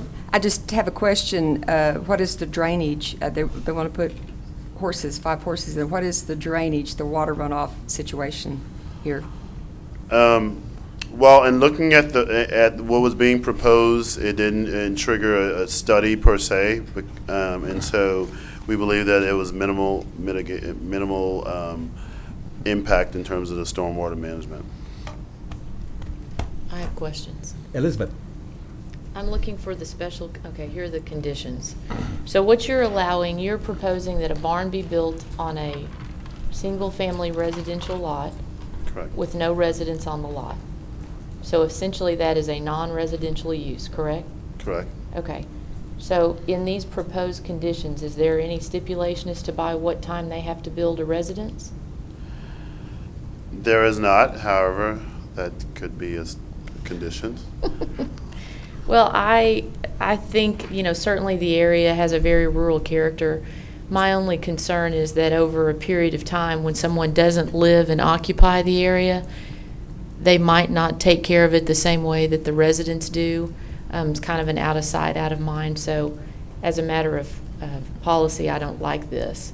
I think if that was a condition that they were going to be occupying the site, I don't mind someone building a barn and getting a piece of property going, getting it cleaned off. But without a residence proposed by a certain period of time, I don't like it. I think essentially you're changing the use of the area. I don't have a problem with the man building a barn on property that he owns so he can have a place to keep his horses. Yeah. Personally. What's Yes, to ma'am. prevent it from becoming a riding stable or training facility? It's not commercial, it's R&E. I thought it was R1. R&E, I thought. Is it R&E or R1? No, it's R&E. It's It's R&E, yes, and that more intense use would not be allowed in that zoning.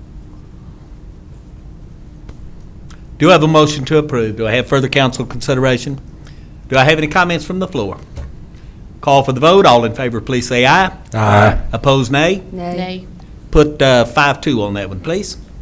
Number 18, first public hearing, consideration of introduction of an ordinance amending Chapter 12, Exhibit A, zoning ordinance of the Code of Ordinances, City of San Angelo, Z1415 Boardwalk Builders, Ltd.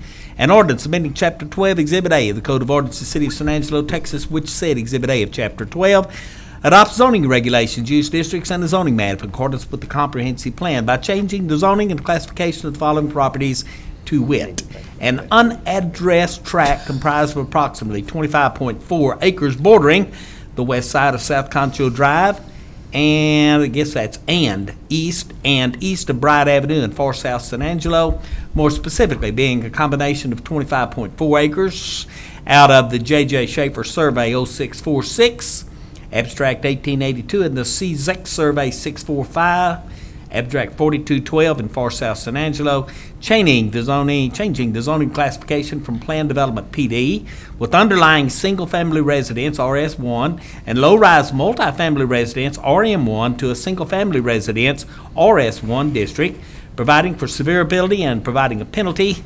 Brother Howard. Okay. In this case, the applicant is looking to remove the designation of PD and remove the associated zoning of RM1 and allow for the entire tract to be RS1. Planning Commission did recommend approvals along with staff. We had 26 notifications sent out and 2 were in opposition. This isn't in the Lake Nasworthy neighborhood in single member district number 1. The idea of single-family residential is consistent with the vision plan map. The previous proposal allowed for obviously single-family residential and some more intense residential as well. Again, the idea is to revert back to simply single-family residential RS1. It is less intense than the previous. There are really no change in the conditions of the area, and we believe this is consistent with the area development. So this is the area outlined in red is the subject property. It's currently, again, PD with RM1 and RS1. There is adjacent RS1 in the area as well. This is an aerial also. This is a land use recommendation for neighborhood. And then these are views of the property looking east and then west, north, south. So in summary, we say it's consistent with our vision plan map. It is a down zoning of sorts to some degree with a less intense zoning for the entire tract. The area still remains developed as when the previous application was approved, and it is consistent with the development in the area. So staff is recommending approval. Rodney, this is yours. I move that we accept it as written. Second.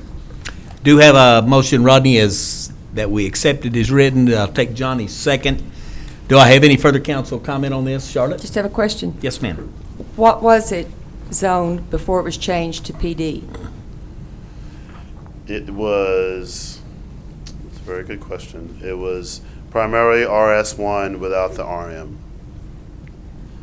It was all RS1 with a PD overlay and with the allowance for RM1, and he's now wanting to revert back to RS1 without the stipulations of the PD and the RM1. I'm just having trouble understanding why the PD didn't come to pass. The PD is envisioned for when there's a mixed-use development in place. The applicant is thinking that they want to develop the property now for primarily single-family residential, which would no longer require a PD to be necessary, and so they're reverting back to just RS1. Further comment from council? Do I have comments from the public? Now I'm going to call for the vote. The motion has been made to accept it as been presented. It has been seconded. All in favor, please say aye. Aye. Any opposed, nay? Nay. Put a 6-1 on that one. Number 19 is the first public hearing, consideration of the introduction of an ordinance amending Chapter 12, Exhibit A, zoning ordinances of the Code of Ordinances, City of San Angelo, Z 1417, B&R Properties. An ordinance amending Chapter 12, Exhibit A of the Code of Ordinances, City of San Angelo, Texas, which said Exhibit A of Chapter 12 adopts zoning regulations, use districts, and the zoning map in accordance with the comprehensive plan by changing the zoning and classification of the following properties to wit: 2825 North Loop 306, located at the northeast corner of North Loop 306 and Garden Boulevard. More specifically, 5, and I guess this is just 5 acres, am I right, or is that 5,000 acres? 5 acres. 5. It's 5.0000 acres.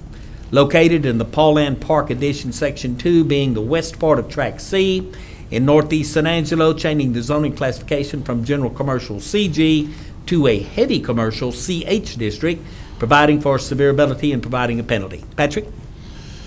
Okay. As been stated, the applicant is requesting to go from a CG to a general commercial to heavy commercial. Staff does recommend approval along with Planning Commission based on the location of the property and some of the envisioned development in the area. We believe it is consistent with the vision plan map. The applicant is seeking to provide storage in case of the proposed development, and this does allow for effective transition in the zoning between the interstate and the adjoining development. The applicant is here. He'll provide some details about his proposed project, but I'll go through sort of the land use portion. This is the property in question. It is general commercial. Again, they're seeking heavy commercial. There is adjoining single-family residential that to the northeast of the property. However, it is bounded by Houston Hart on the southern portion and undeveloped property to the very immediate east and west of the subject property. So here's an aerial of the property.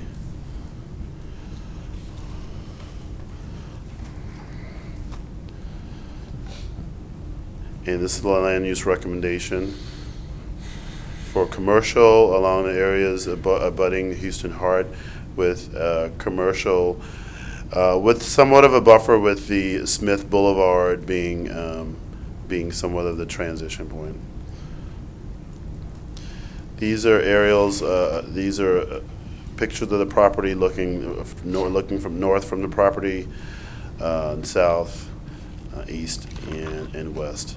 And the applicant is here to provide some additional detail on the proposed project, if you'd like. Don, this is yours. You want to take it? Sure. I'm totally against it. It would be just directly across the street from single-family residences.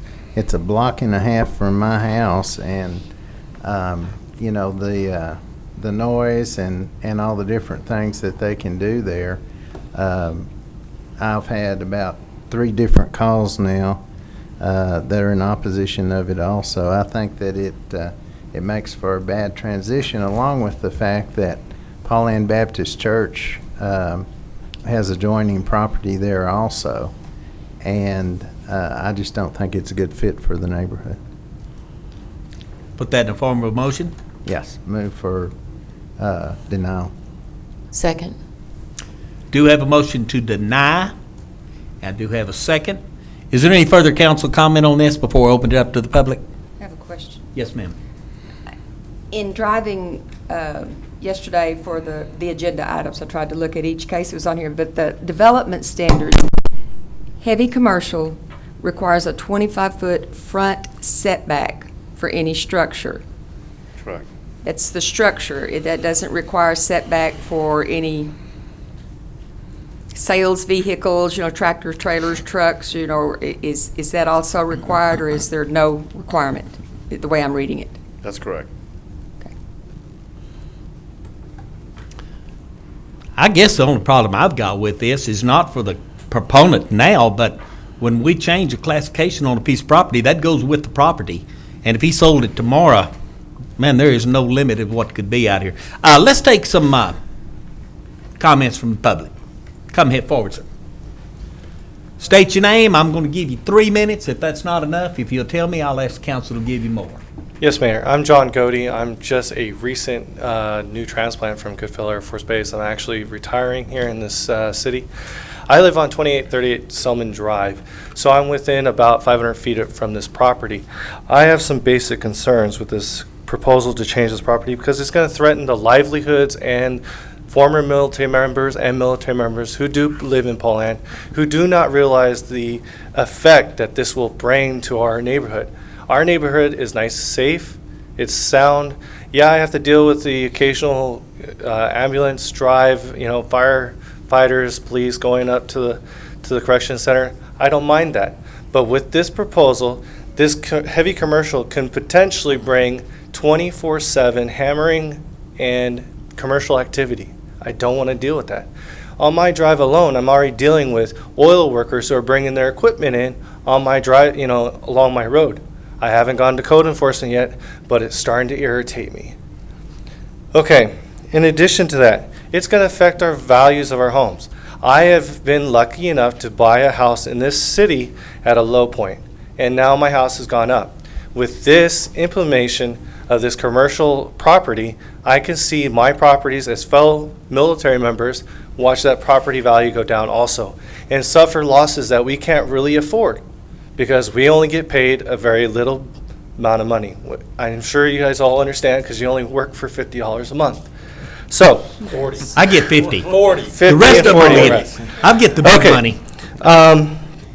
The planning, I'm sorry, the planning of this thing, I don't believe that this should be even commercial. I think that it should be more geared for residential because I look at the town overall and I see expansion of residential.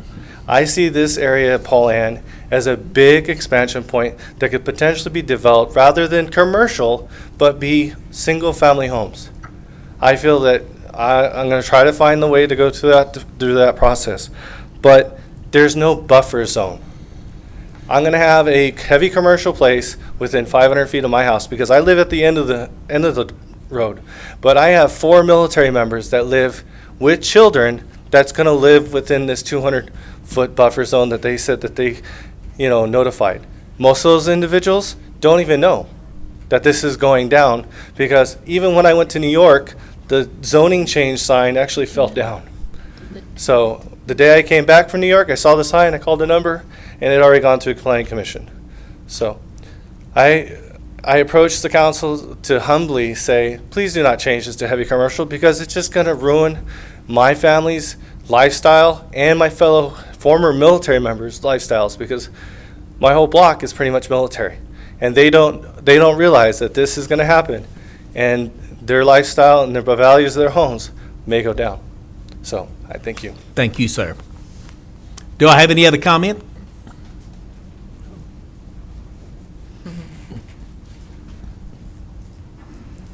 Hello, Mr. Melio. You know the drill. I'm putting you on 3 minutes, old buddy. It's going to take 1 minute, Mayor. Okay. Honorable Mayor and Council Member, I'm Emilio Perez Jimenez. I guess I'm well known around the city and the staff. I appreciate what you are doing for this city. With all that money you get, and I know you want to stay there, right? This particular property was originally zoned RM1 for apartments, I live down the street from that property. My concern is that when you don't have a purpose, a planned purpose of what is going to happen there, especially so close to this gentleman's home, and he has explained where he lives there, or Selman Street, it's brand new homes. You leave it open for anything to come in there. And with the oil industry, the way it's coming on, progress is great for the city. Progress brings headaches, and you can tell that today with all these zoning changes. We are a nice community there, we have struggled for all kind of zone changes there. And what this is doing is it's not a purpose of what is going to be happening there. You leave it open for anything. So I submit the request that you deny this on the basis. If someone wants to develop that property, come out with a plan, a determined plan, and tell us what. I have supported changes there that the community didn't want, but it was beneficial for the city and our progress. So I'm humbly asking all of you to deny this request. Thank you. Thank you, Emilio.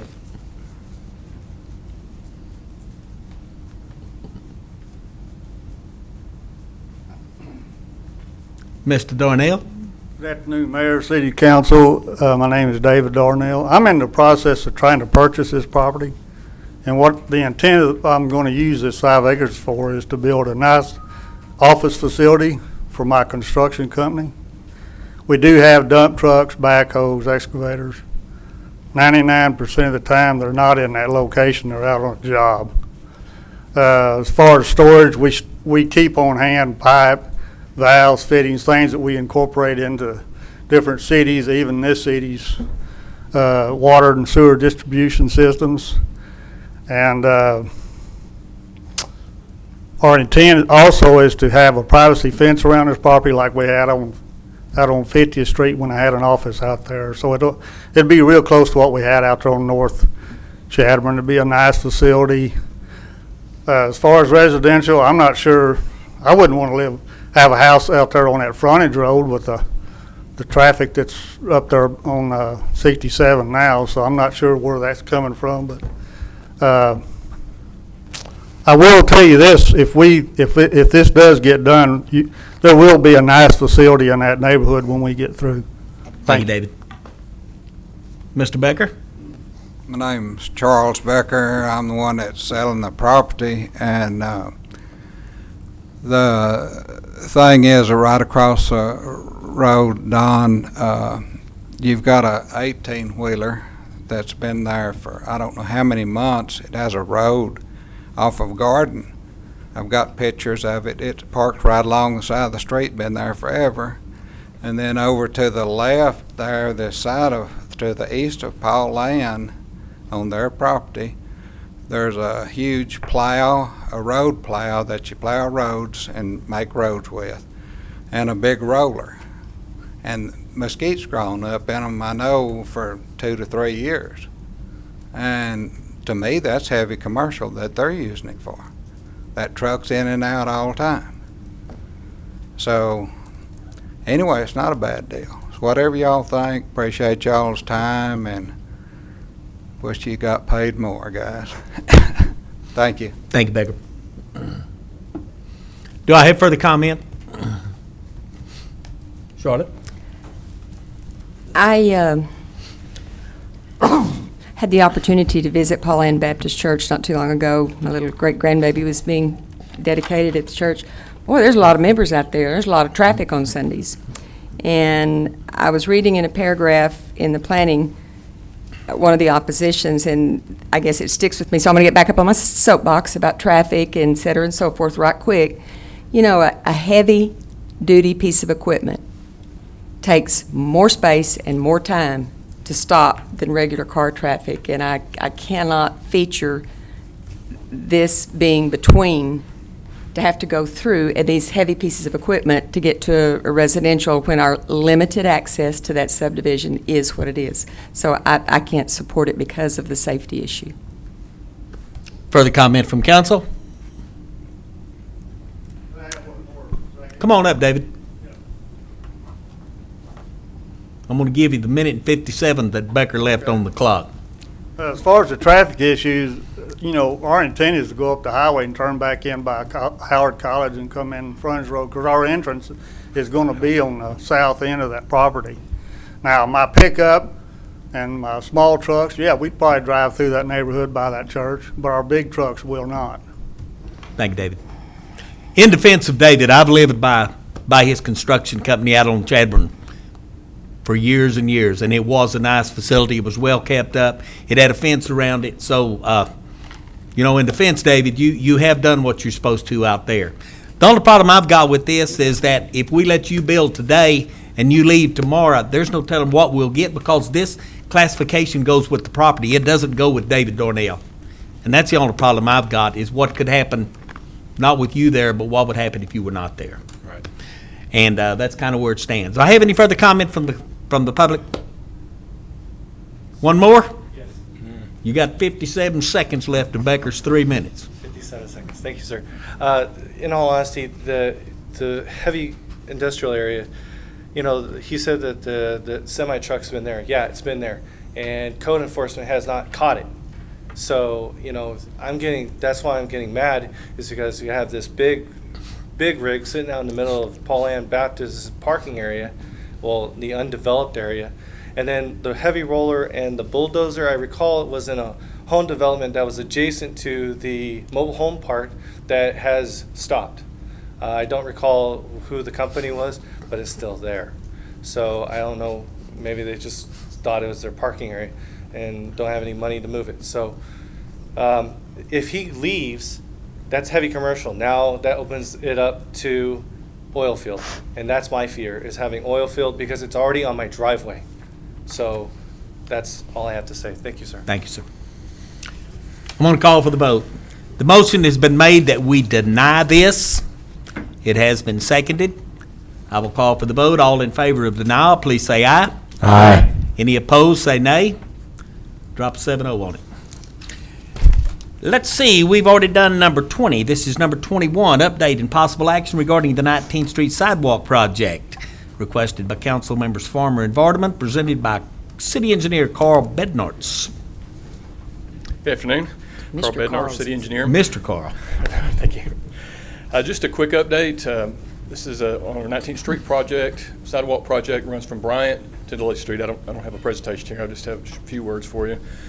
It's on the south side of the street. We've identified 27 parcels of land that we need to have some access to put the sidewalk on. To date, we have 14 license agreements from property owners out of the 27. Speaking with legal yesterday, they talked to someone on the phone in that corridor, and they had 5 of those lots, and they were going to sign it today or soon and send it in. So really that gives us 19 out of 27 that we need. That leaves us 8 more, and of those 8, I'm sure they're going to need some work because it's taken us this long to get them, and it's going to take us a little bit longer. One of them I know is involved in a trustee situation, so we have to identify the people there and work through that. Legal is going to be helping us a lot on this 8 remainder parcels. As far as the engineering work on it, have completed the surveying work, and we're ready to start on the design on that, so it should move forward pretty quickly on that. So. I would say giddy up. When do you have how long that piece of string is and when you're anticipating that actual sidewalks will be down and be completed? Some sort of target date would be really nice to shoot for. I'm going to have to refer that to legal because probably the other 8 parcels may be in I'll just answer it. Okay. I mean, it is our goal to actually be expeditious in completing a project. Acquisition of a property is something that we can't necessarily predict. We've sent out letters. We will take the means necessary to move forward.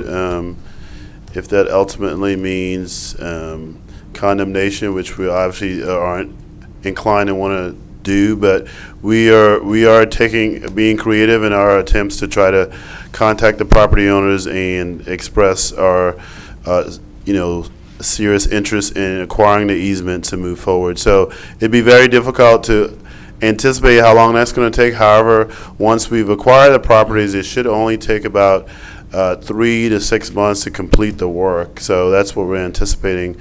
So we are working collectively with our city attorney's office to continue to work, be very diligent about trying to acquire these properties.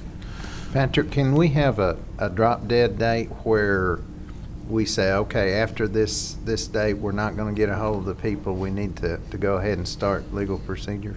We can, if the council is so inclined, we can, if that direction is given to us, we certainly can move forward in that way.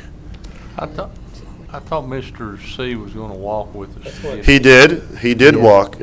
He did walk, and that was a part of why we've gotten the recent responses that we have. And so he's been rolling up his sleeves and really assisting in trying to help us in this effort. So that has occurred. Is he aware of the 9 that we haven't got? He is aware. It just seems that May this. I? Oh, I'm so sorry.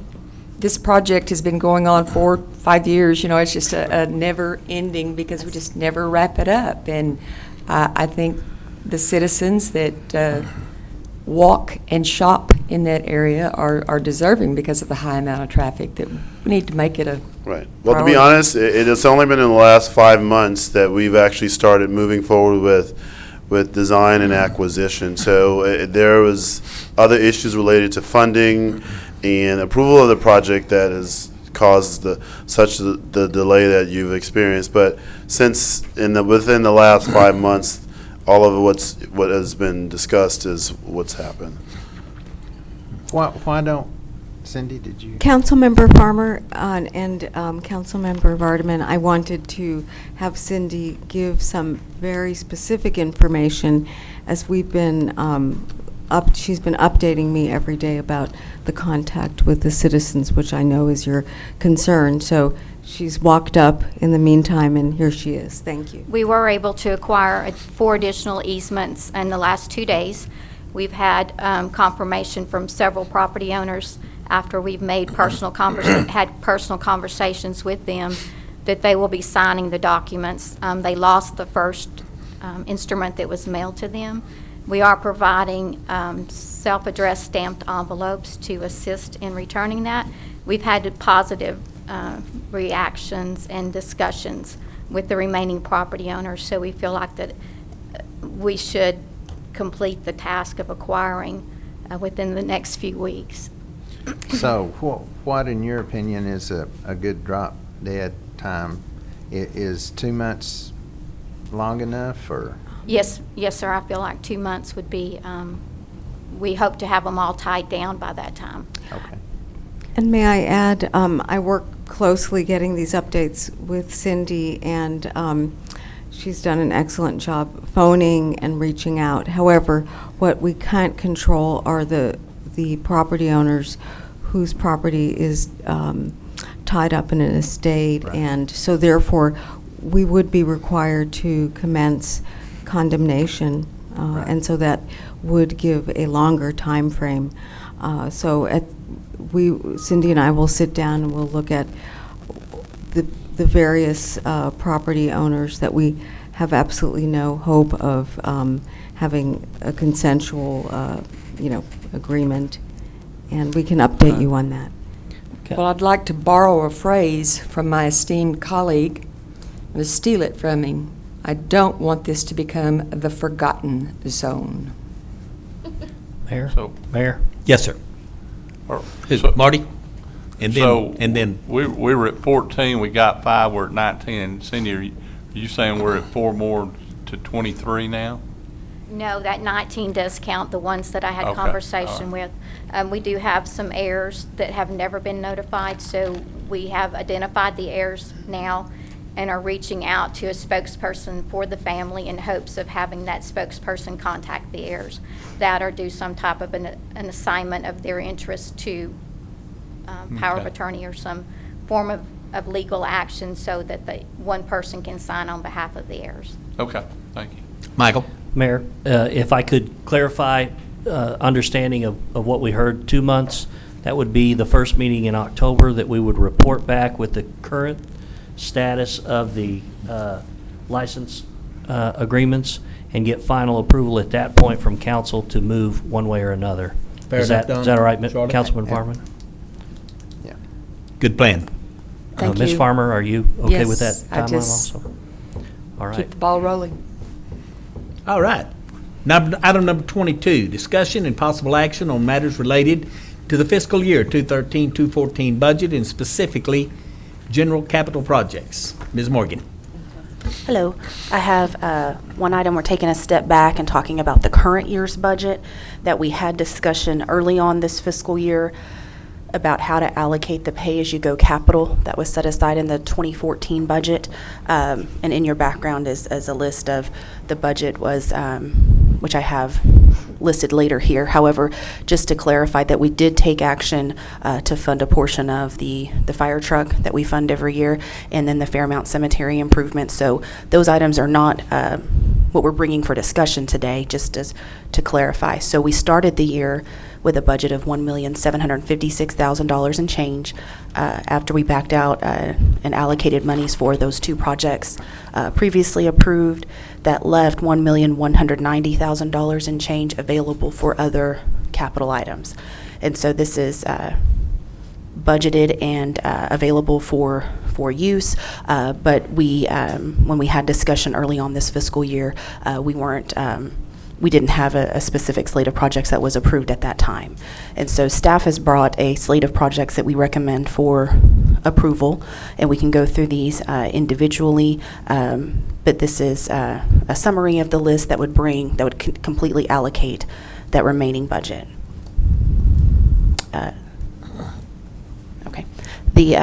We just spoke about 19th Street sidewalks. It wasn't a budgeted project as far as the construction or the right-of-way acquisition, and so we would recommend to fund it preliminarily at the $136,000, which I believe is what's reported in our capital improvement plan and has been in your background. However, we do know that there is some uncertainty there about any expenses that might be necessary due to right-of-way acquisition, and so we would have to address that at that time. However, we would recommend going ahead and setting aside that $136,000 at this time. The next item that's for recommendation is development services software solutions.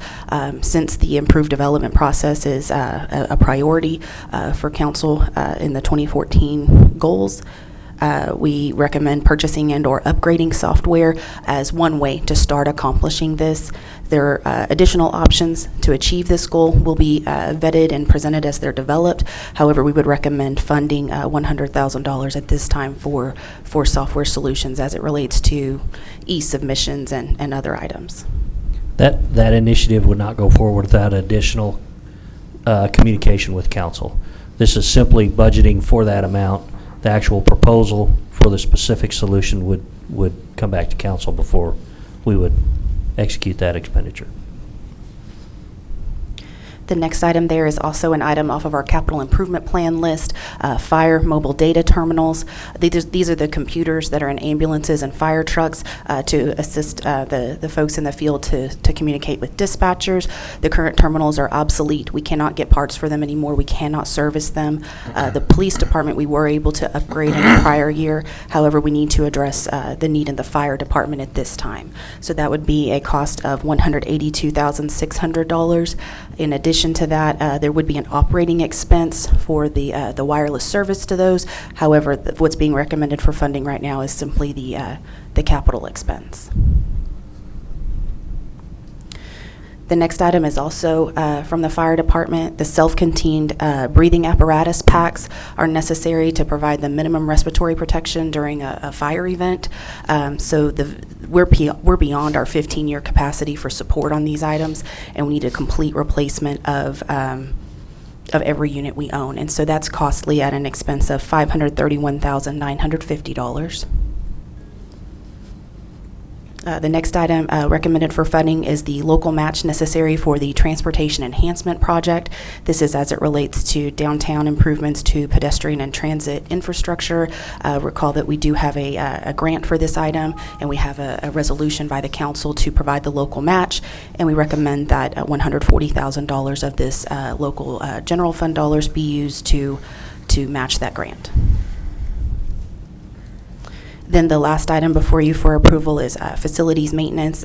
This includes HVAC and other improvements necessary to address the major facilities that Ron Lewis's group serves. We would recommend that, and just as a note, that this does not address all maintenance needs.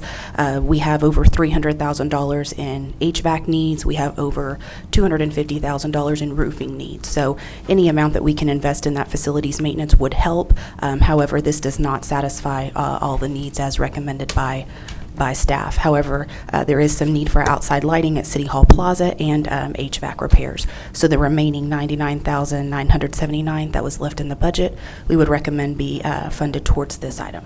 I have a question. Rick, anywhere do we have funds or money for protective awning for handicap, service to the building out of weather elements? Well, as I stated in the landscaping project, we just barely have enough to cover the project, which that's why I said lighting was never included in there. So, no, we have not researched in depth the cost of that. What I will say is, in this particular case, Ron has, I can give you $250,000 worth of roofing issues that really need to happen right now. So this is just a spit in the bucket, for where we need to go. Yeah, that's on TV. Get another bucket. Thank you. We will be working on funding solutions to try to come up with options for that other approximately $500,000 to address those needs. So again, in summary, what we would recommend is allocating this remaining budget of almost $1.2 million to the projects as discussed. What do you need from us, Morgan? I need a vote to move forward with funding these items, please. Move for approval. Second. And this will come back to us again. This $100,000 for development services software, I'm not sold on that. Everything else I see as being something, but.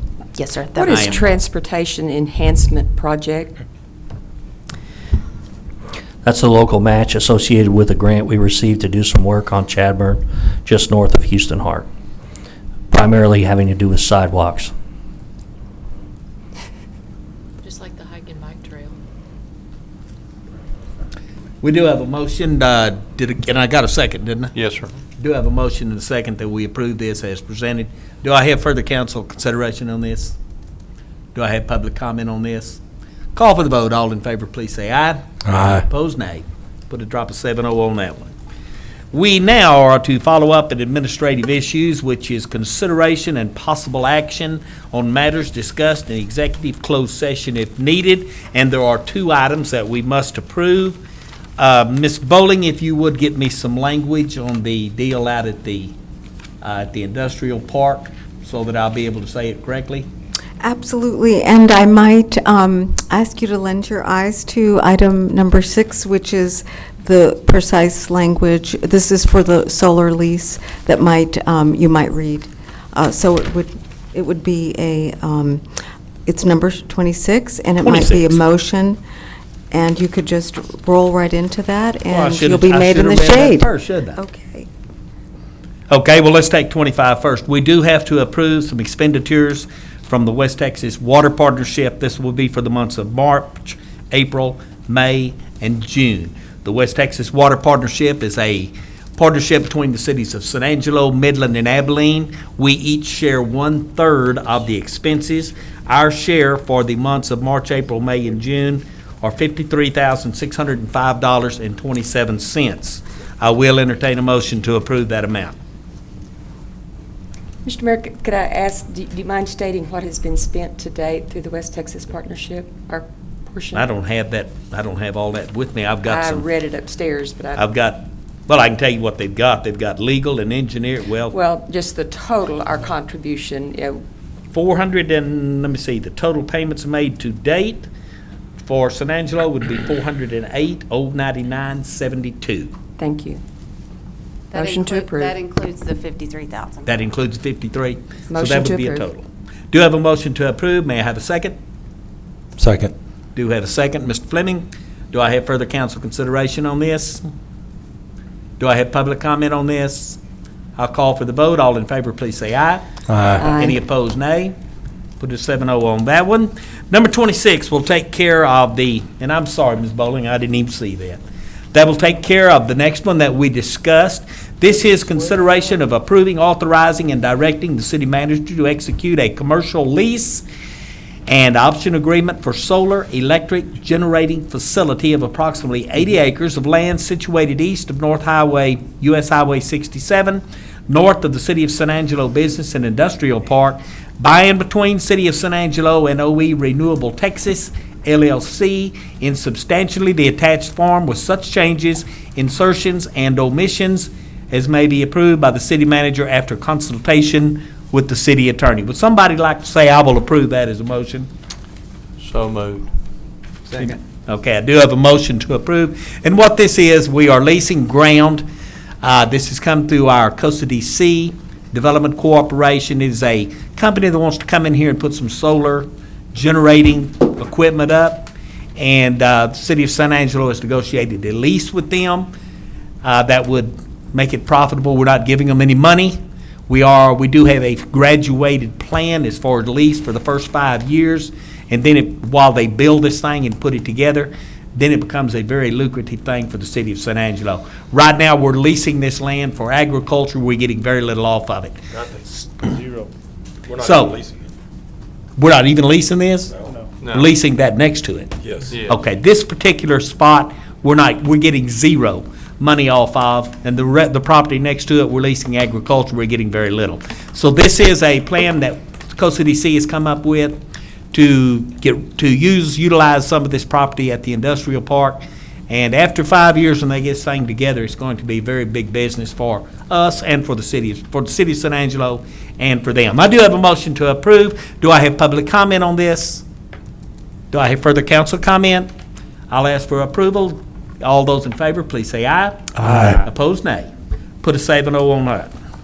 Number 27 is consideration for approving various board nominations by council and designated council members. A, Animal Shelter Advisory Board, Fay Depp, SMD 1, to an unexpired term, January 2016. Item B, Design and Historic Review Commission, Sandra Morris, SMD 5, to an unexpired September term, September 2014. Number C, Planning Commission, Heidi Myers-Brooks, SMD 5, to an unexpired term, January 2016. And that will conclude item number 27. May I have a motion to approve?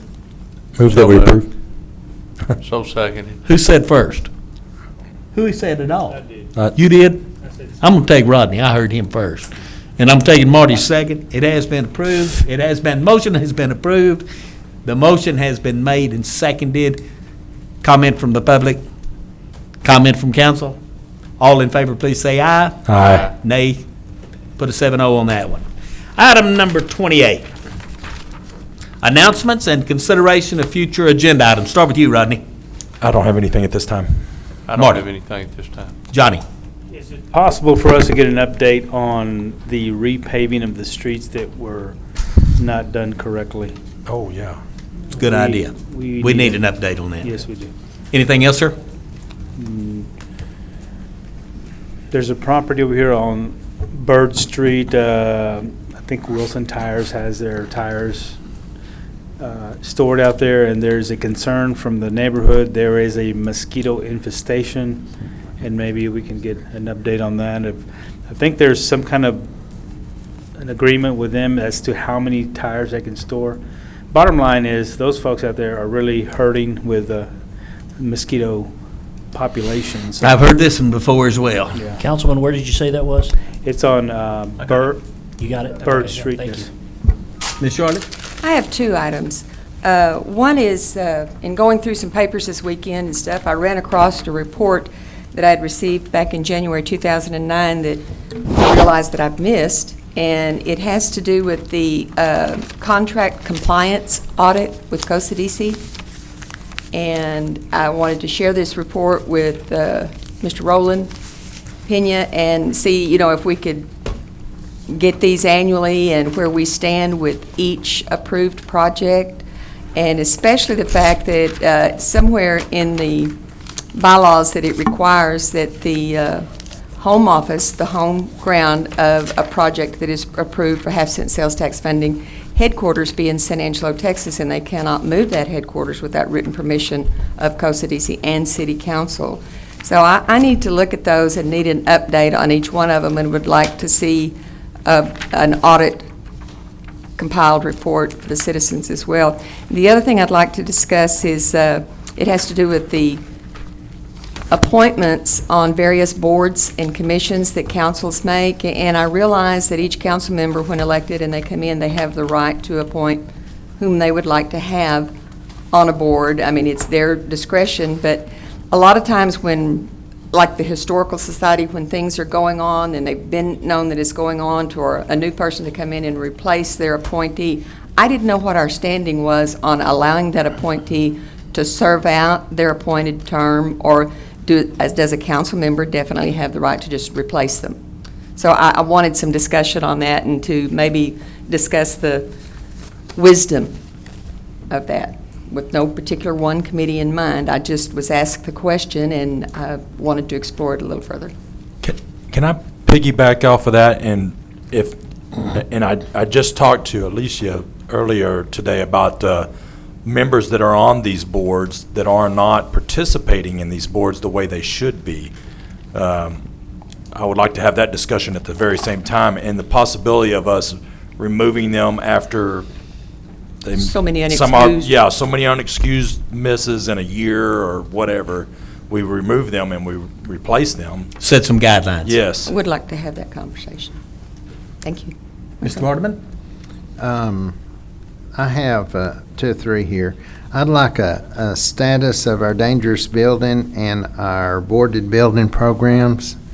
I'd like to know where those are, if they're even happening, if they're not happening, why aren't they happening? And then I'd like to, I know Ms. Priest has been working on this some, but the amount of liens that we have against properties on the books and the status of seizure of the lots for liens, if there's anything that we can do on that to try to get some revenue going. I just have one item, and it has to do again with the thoroughfare plan. I'm not sure when the council last saw that or when it was discussed, but at a previous council meeting, there was conversation about 50th Street as it pertained to future landfill activity. I think it's that kind of conversation is contradictory to the thoroughfare plan and the work that we've done on 50th and other areas to make that more of an important street in our community. So it's kind of, to me, like the right hand doesn't know what the left hand is doing. And before we make too many plans for the future of the landfill, I think that needs to be addressed. So I think in general, the thoroughfare plan needs to be discussed more and understood more, how it's implemented. Very well. If there's nothing else to be discussed, we're Motion. moving to number 29. Motion to adjourn. I've got a motion, and I'm going to accept Charlotte's, and your second. All in favor? Second. Say aye. Aye. This meeting is adjourned. Ricky?